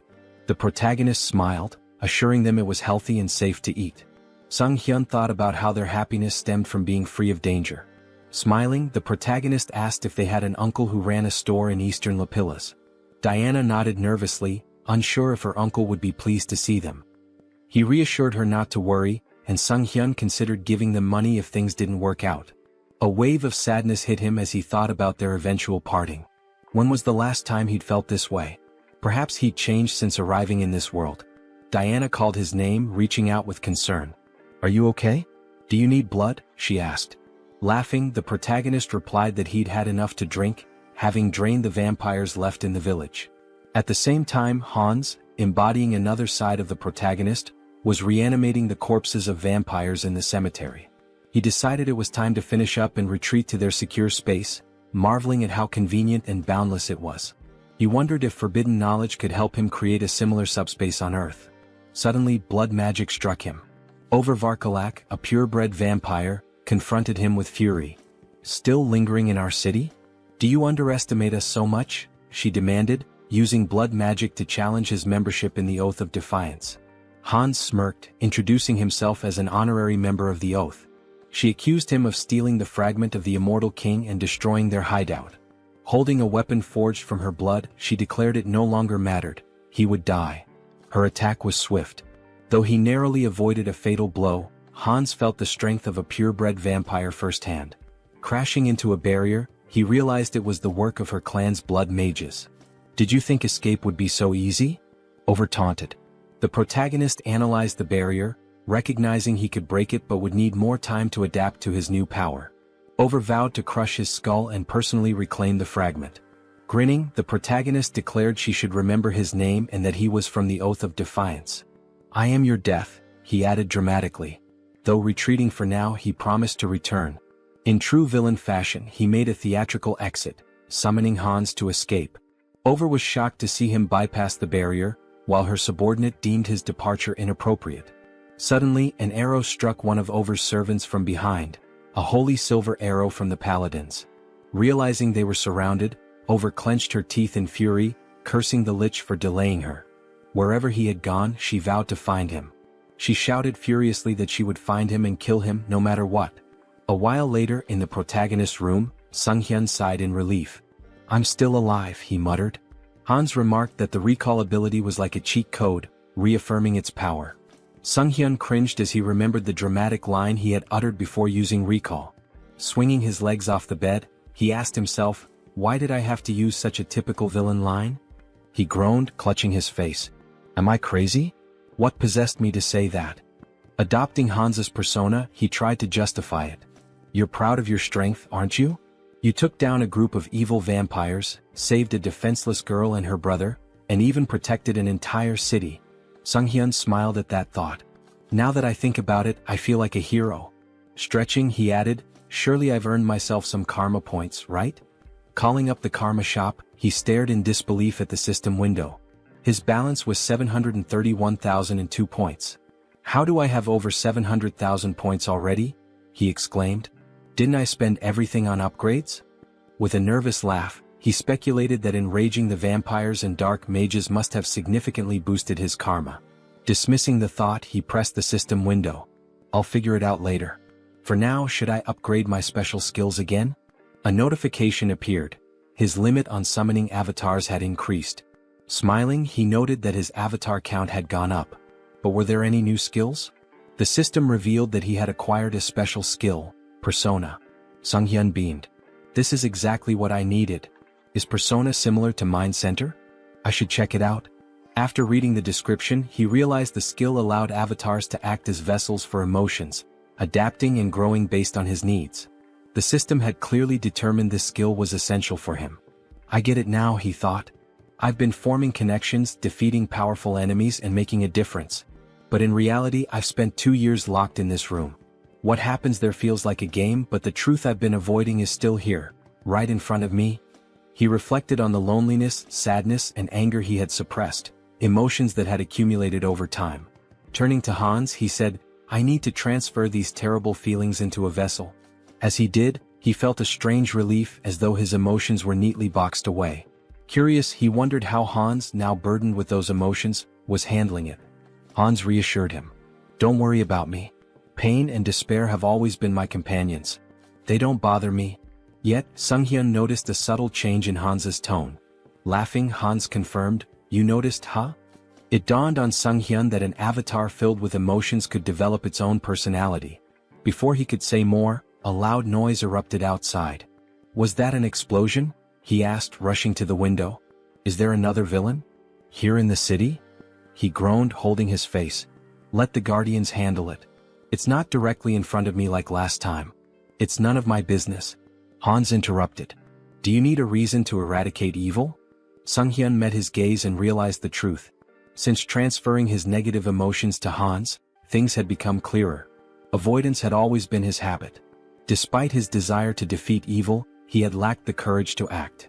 Hans, now exuding determination, declared, The world order is in chaos. Criminals are everywhere. It's time for me to become their law. Using his power and donning a mask, he left to confront the chaos. At the explosion site, residents gathered, expressing their frustration. How many times has this happened? Why haven't they called for reinforcements? Meanwhile, Hans observed the scene.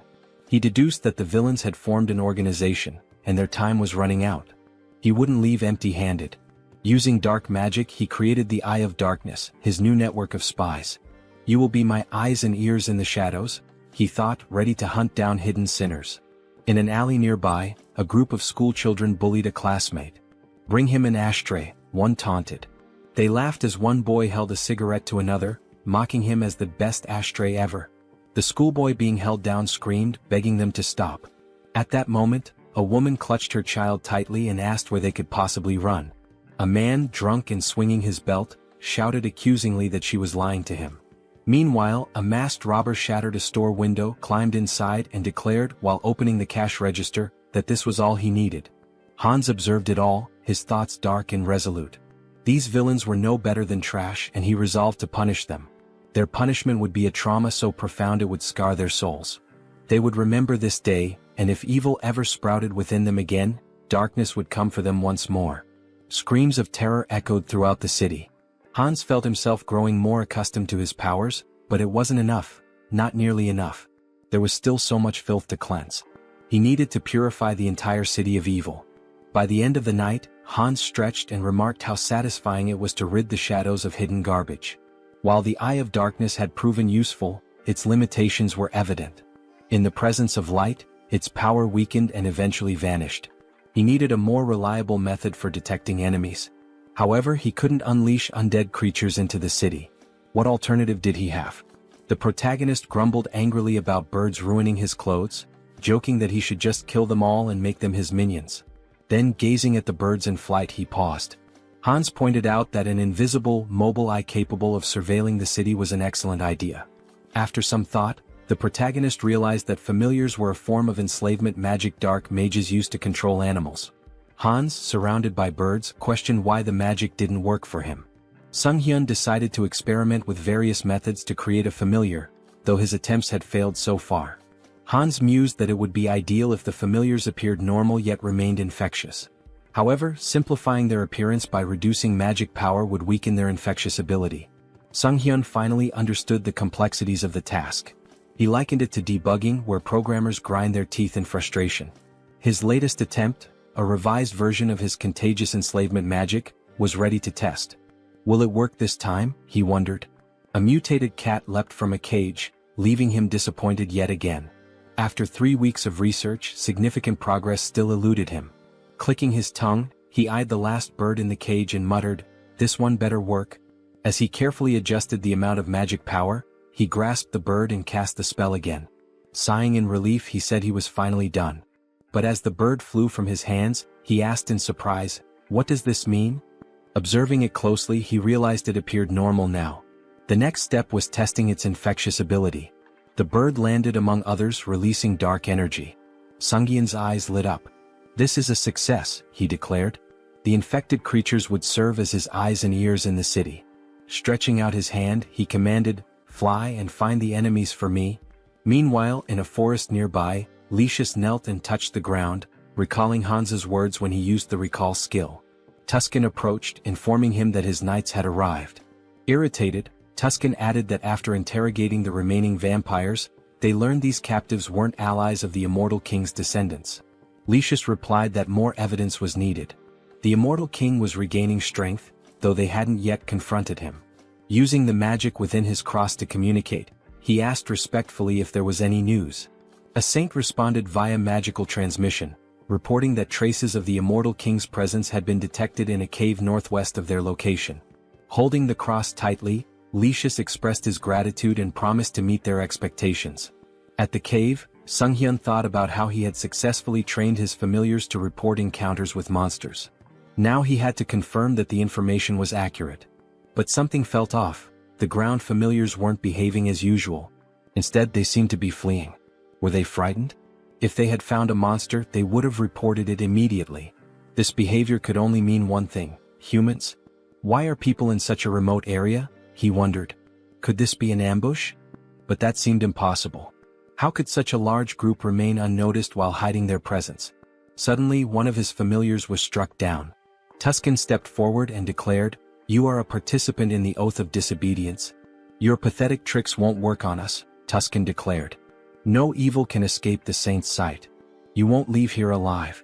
Drawing his weapon, he demanded surrender and promised divine justice. The protagonist recognized them immediately: Holy Knights. He had seen their emblem during his training in Brokislak. Divine power directly countered dark magic, which meant this would be a challenging fight. Hans, unshaken, asked how the servants of the church had managed to find him here. Tuscan struck him sharply with his weapon, silencing him. "You have no right to speak," he snapped. "Don't think you can fool me with your words." The protagonist muttered to himself that his opponent was far too stubborn. Should he deceive them and flee instead? Tuscan seemed to read his mind. "Cheap tricks won't work against us," he said, wielding light magic. "You cannot deceive the servants of the saint." A weapon infused with light pierced the protagonist, and he winced in pain. "Do you truly consider punishing villains a crime?" he asked.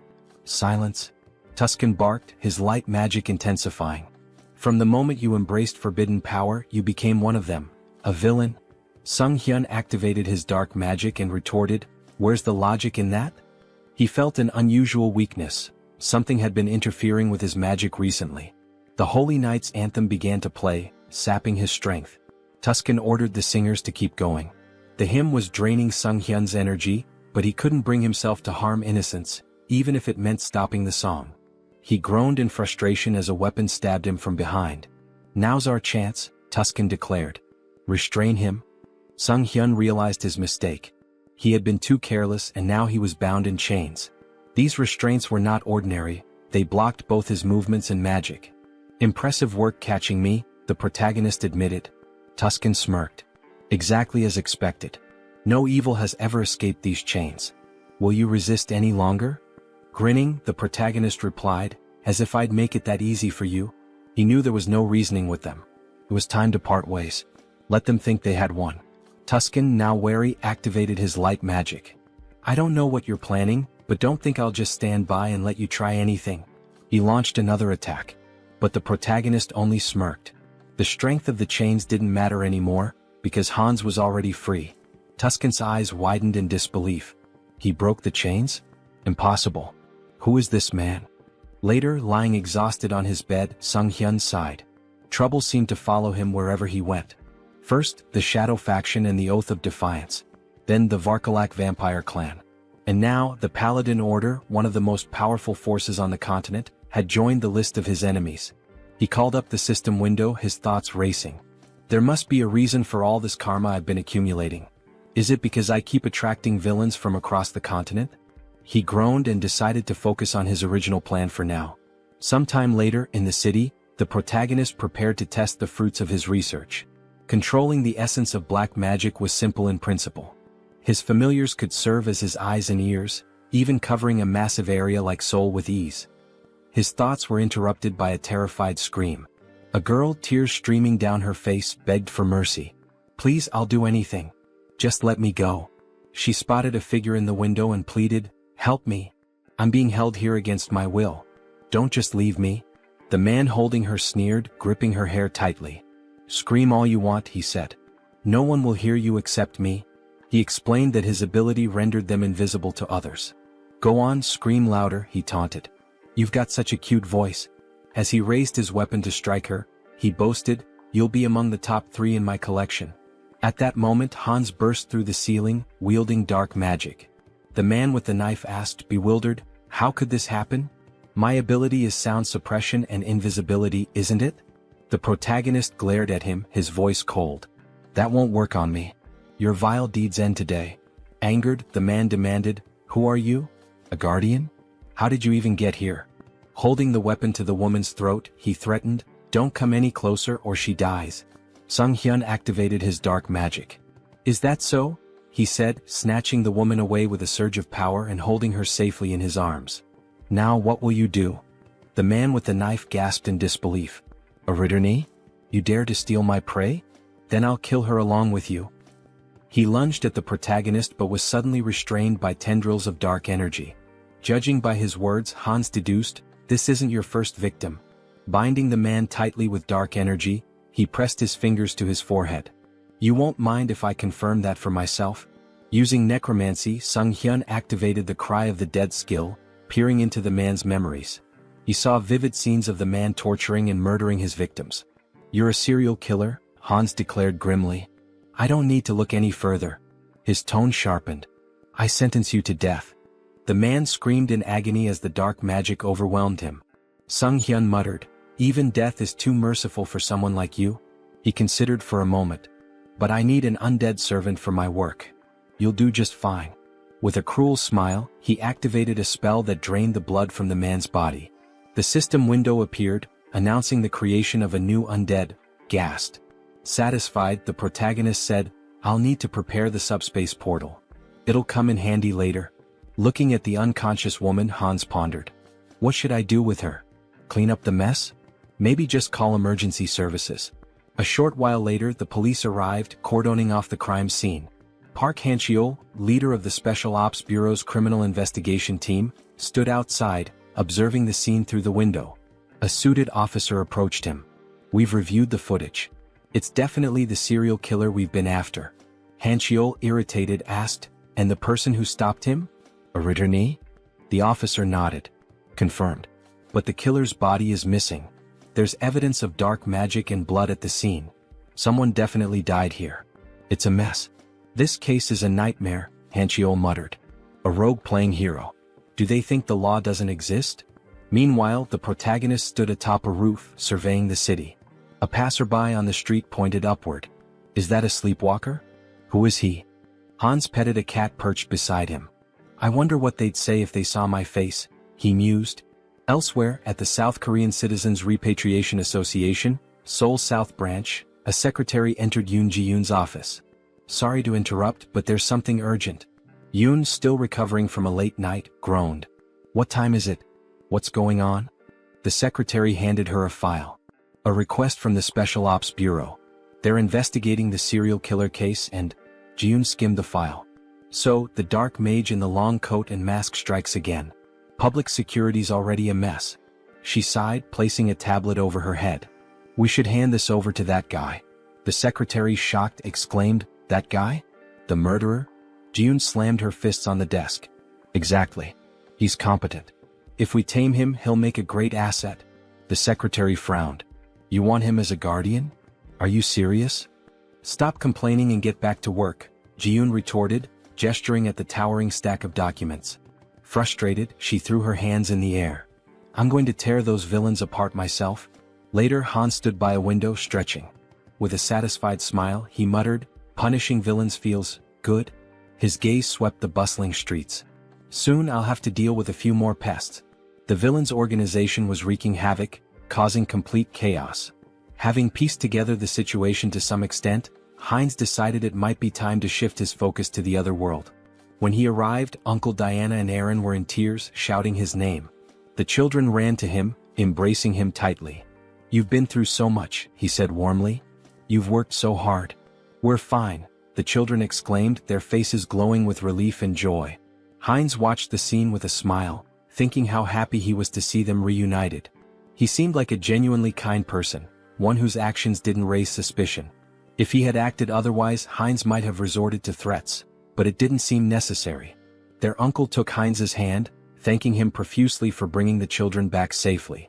Hines waved his hand dismissively.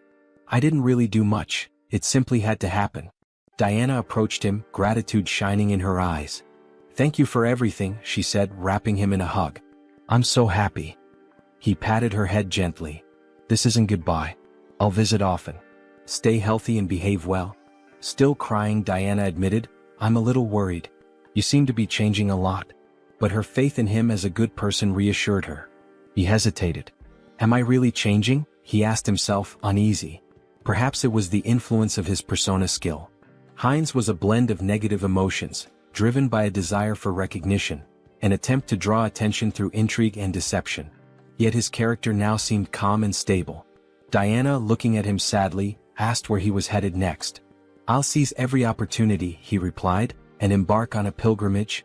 Sometime later, in the capital of the kingdom of Talia, Teleria, a city known as the heart of the Church of the Goddess and home to its grandest temple, Hines wandered the streets, observing everything with keen interest.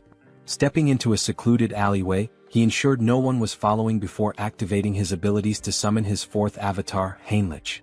This avatar embodied key traits: a composed mind, persona, super regeneration, and calm demeanor. Its unique feature, the spirit of a warrior, granted additional bonuses to skills and experience acquired through combat and training. Handing a bag to Heinrich, Hines instructed, walking through the holy city as a vampire isn't ideal. Take this and step into the light. Heinrich made his way to the elder, who sat on a chair surrounded by his subordinates. Next, believer, step forward, the elder called. In response, Heinrich emptied a bag of gold at the elder's feet, startling everyone. The elder began counting the coins, stacking them neatly. How much is this? He asked, astonished. This is everything I have, Heinrich declared, placing a hand over his heart. I wish to dedicate it all to the goddess and serve as a paladin to fulfill her will. Reflecting on his past avatars, an undead, a dark mage, and a vampire, Heinrich mused that this time his form would embody light. A paladin respected by all. The elder slammed his fist on the table, sending coins scattering. Instructor Marco stepped forward with a hearty laugh. A sincere young man like you will make an excellent paladin. The elder, still hesitant, said, Wait. No matter the sacrifice, we can't just accept an unknown person as a paladin. Marco reassured him. Don't worry. Training reveals a recruit's true nature. Are you prepared to show us yours? Heinrich nodded eagerly. I am. Weeks into the grueling training, Heinrich gasped for air, sweat pouring down his face. I need water, he cried moments before a massive iron ball flew toward him. What is this madness? He thought, summoning his strength to stop the ball. Exactly a month had passed since his training began. Initially, he thought the Paladin Order was noble and refined. Instead, it was filled with relentless macho warriors. The room echoed with shouts of encouragement as paladins trained intensely. A fellow paladin approached number 12, chastising him. "You're losing focus. Did you forget the rules? You can't stop praying during training." The paladin knelt in front of him, shouting, "Good. Now concentrate and recite the prayers again." Number 12 resumed, reciting fervently as he lifted the iron ball. The coach praised him. "Well done. Keep focusing. Let prayer restore your strength." From the sidelines, Heinrich observed.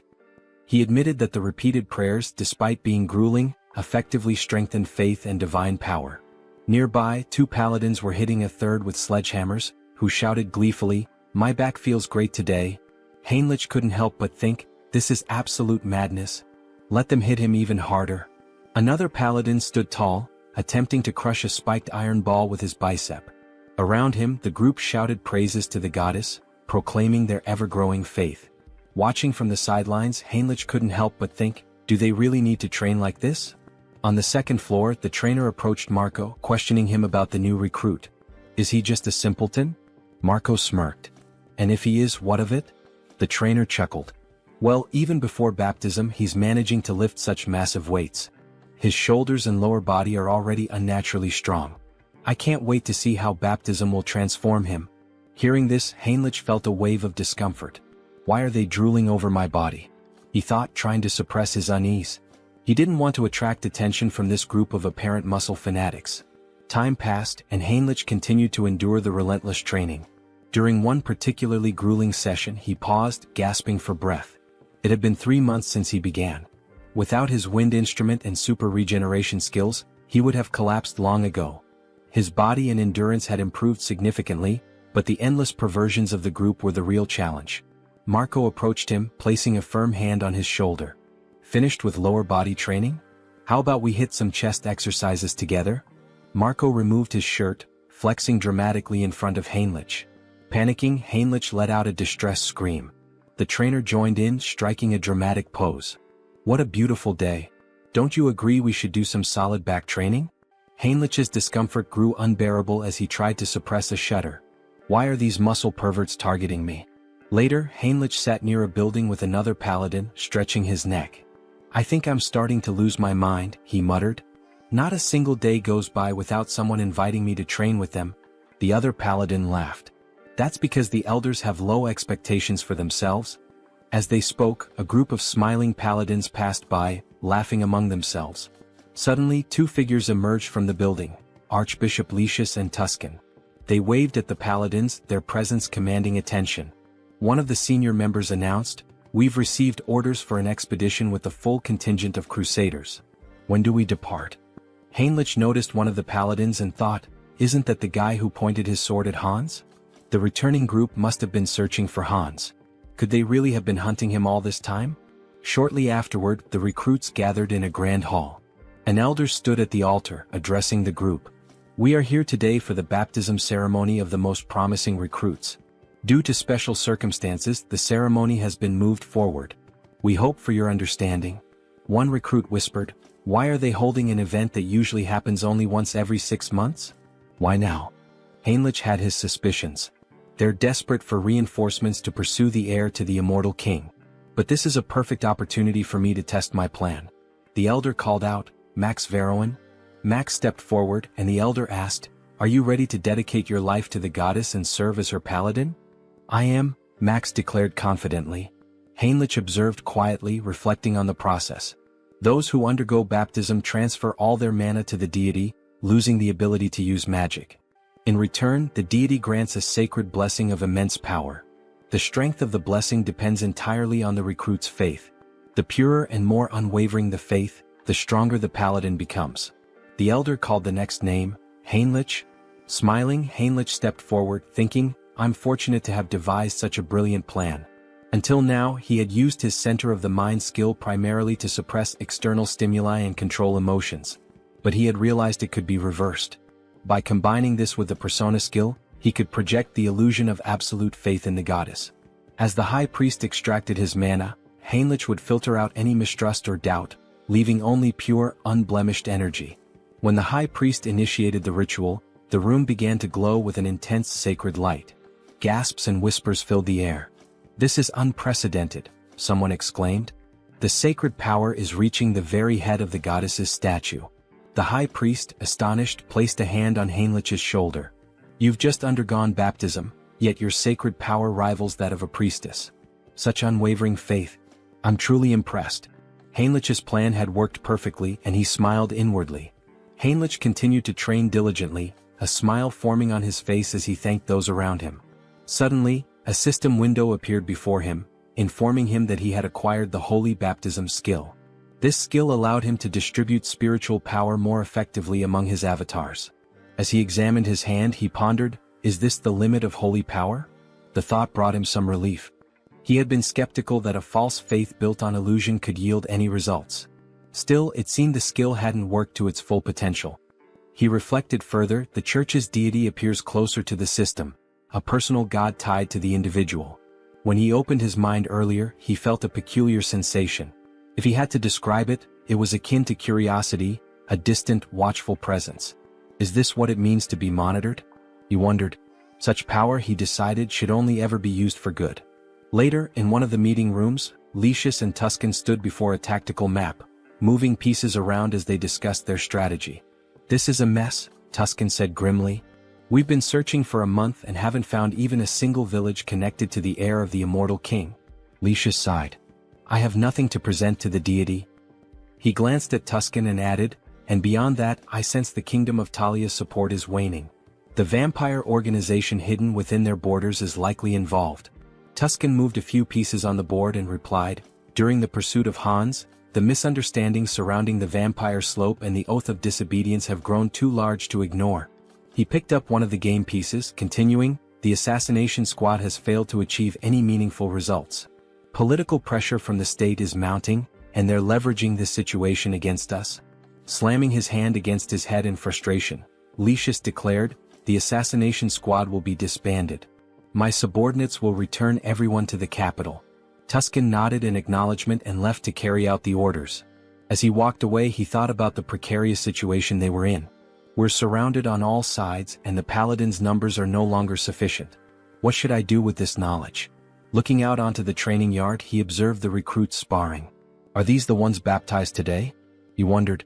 Suddenly, something caught his attention, a recruit striking Heinrich with a weapon.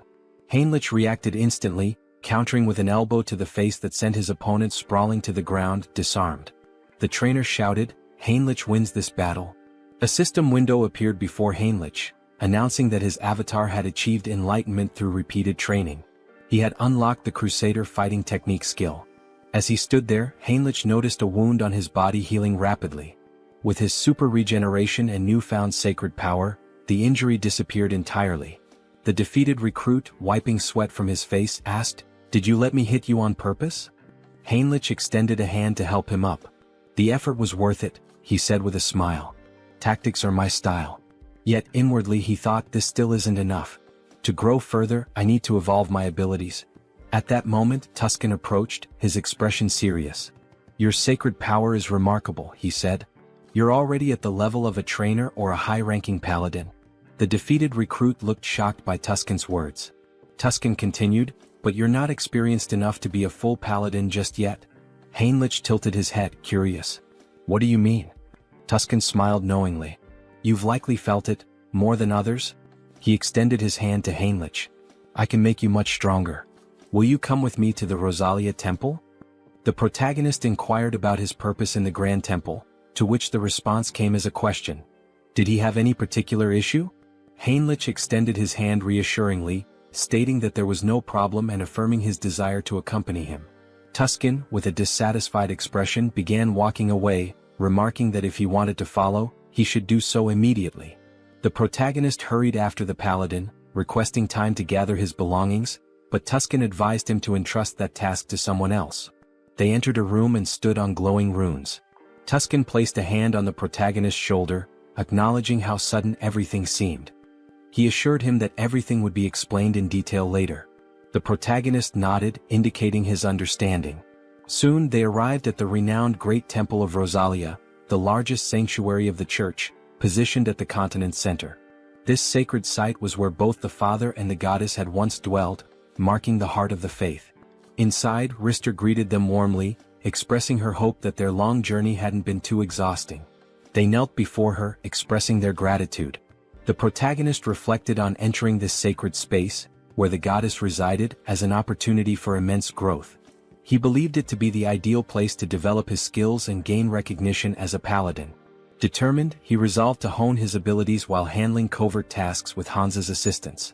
Meanwhile, Hans sat atop a rooftop surrounded by corpses, scrolling through news about the saint on his phone. Acknowledging his newfound fame, he noted that remnants of a human trafficking ring had been eliminated. However, something peculiar caught his attention: mentions of a divine retribution society by the defeated villains. They had cursed him repeatedly, claiming the society would not forgive anyone who failed to act against him. Hans suspected this society was linked to multiple organizations. Stretching as he stood, he resolved to investigate further and continue dismantling their operations. He mused about dividing his profits, now contemplating how best to manage his newfound wealth. Later, Hans walked down the street wearing a mask, considering the risks of trading large quantities of valuable, mysterious items under the guise of the Haho Mask persona. Any sudden activity might make him a prime suspect. Entering a discreet establishment, he handed a bag of money to an employee and expressed his intent to sell. The employee scoffed, questioning if Hans mistook the place for a pawn shop. However, Hans emptied the bag's contents, revealing its valuable items. The employee, visibly stunned, quickly began examining the goods. He realized the badges belonged to a group involved in human trafficking, a trading syndicate. He had heard rumors that this syndicate had been dismantled by a masked man. The protagonist turned to the person before him and asked if he was interested in the deal. The man grew visibly nervous and instructed him to use the back door, warning him not to try leaving any other way. Following the instructions, the protagonist eventually arrived at the correct location. A masked man greeted him, asking if he was there to sell something. Hans confirmed, then inquired if payment could be made in a form other than cash. Hans handed over a bag and the masked man began examining its contents. He asked if Hans was looking for material goods and, if so, what exactly he needed. Hans pointed out that he required a lottery ticket for a grand prize, preferably one that could be used immediately. Cash, he explained, was useless to him unless it could be spent. What he needed were legal funds for his real identity, Sung Hyun, and a lottery ticket would provide clean, untraceable money. The masked man confirmed that a lottery ticket was possible but mentioned the commission would be steep. Hans assured him it wasn't a problem and asked how much it could sell for. The masked man replied that it would be 6-1, with a redemption period of 4 months. Hans requested 2 tickets, but the masked man stated that the payment provided wouldn't cover that. Unfazed, Hans assured him there was no need to worry and retrieved gold bars from his subspace storage. He asked if those would suffice. The masked man, stunned, felt the bars and asked incredulously, "A subspace storage tool? Who are you? These are extraordinary materials. Where did you get them?" Hans, annoyed at the man's curiosity, complained about being touched and stated he wasn't there to chat. He urged the masked man to finish the deal quickly. Apologizing, the masked man agreed to proceed. As the transaction concluded, Hans used his heightened senses and noted the faint scent of blood lingering in the air. It wasn't his imagination after all. Moving closer, he remarked that this wouldn't be their last deal and predicted they'd see each other often in the future. Later, Hans stepped outside, smiling as he inspected the checks in his hands. He mused aloud about how he'd used his dreams to win the lottery. Now he pondered what to purchase. Subordinates would make such errands easier, as constantly running back and forth was inefficient. Taking a moment to enjoy the cool night air, he observed the bustling streets. Only a few months ago, they had been eerily empty due to the human trafficking syndicate's presence. Now life had returned and the streets were alive once again. Perhaps it was all the rumors he had heard, but he felt relieved to know that he was somehow involved in promoting peace. Out of nowhere, Gamma approached from behind and whispered in his ear, asking where he was from. Startled, the protagonist turned around, alarmed. He thought, "Who is this? How did he sneak up on me unnoticed?" Gamma, noticing his reaction, tried to calm him down, assuring him there was no reason to worry. He simply wanted to have a conversation. The protagonist, still uneasy, asked what exactly Gamma was talking about. He had snuck up behind him and even sniffed him. What was going on? Gamma asked if he was a vampire. The protagonist froze. That's right, Gamma confirmed. He was at level 6, born from Demir's transformation. Gamma pressed further. What's your name? When did you return to Earth? The protagonist, thinking that yet another vampire traveler from another dimension had appeared, realized he needed to come up with something quick to get out of this situation. However, without realizing it, he began answering questions he hadn't planned on, his mind seemingly under some sort of hypnosis. He found himself saying, "My name is Hines and I haven't been on Earth for a long time." He thought to himself, why am I answering so easily? Is this all his mind control at work? Gamma smiled. Very good, he said. So you're a newcomer who's just returned to Earth. Let me introduce myself properly. He handed the protagonist a business card.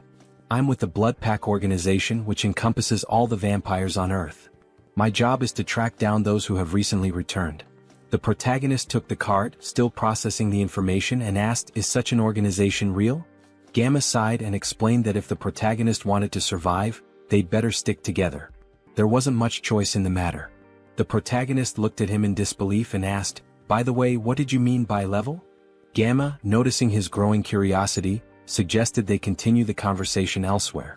If you're starting to show interest, let's go somewhere more private. He pulled out his car keys and asked if the protagonist wanted to visit the organization. Seeing the sleek car, the protagonist agreed to go with him. Meanwhile, Jean Soren had been quietly observing the entire interaction from a distance. She relayed the update to headquarters through her earpiece. The target is moving according to plan. We are following him. If you enjoyed this video, don't forget to give it a thumbs up, it really helps. And for more content like this, make sure to subscribe and hit the notification bell so you don't miss any updates. Let me know in the comments if you'd like to see another part. I'd love to hear your thoughts. See you next time. Bye-bye.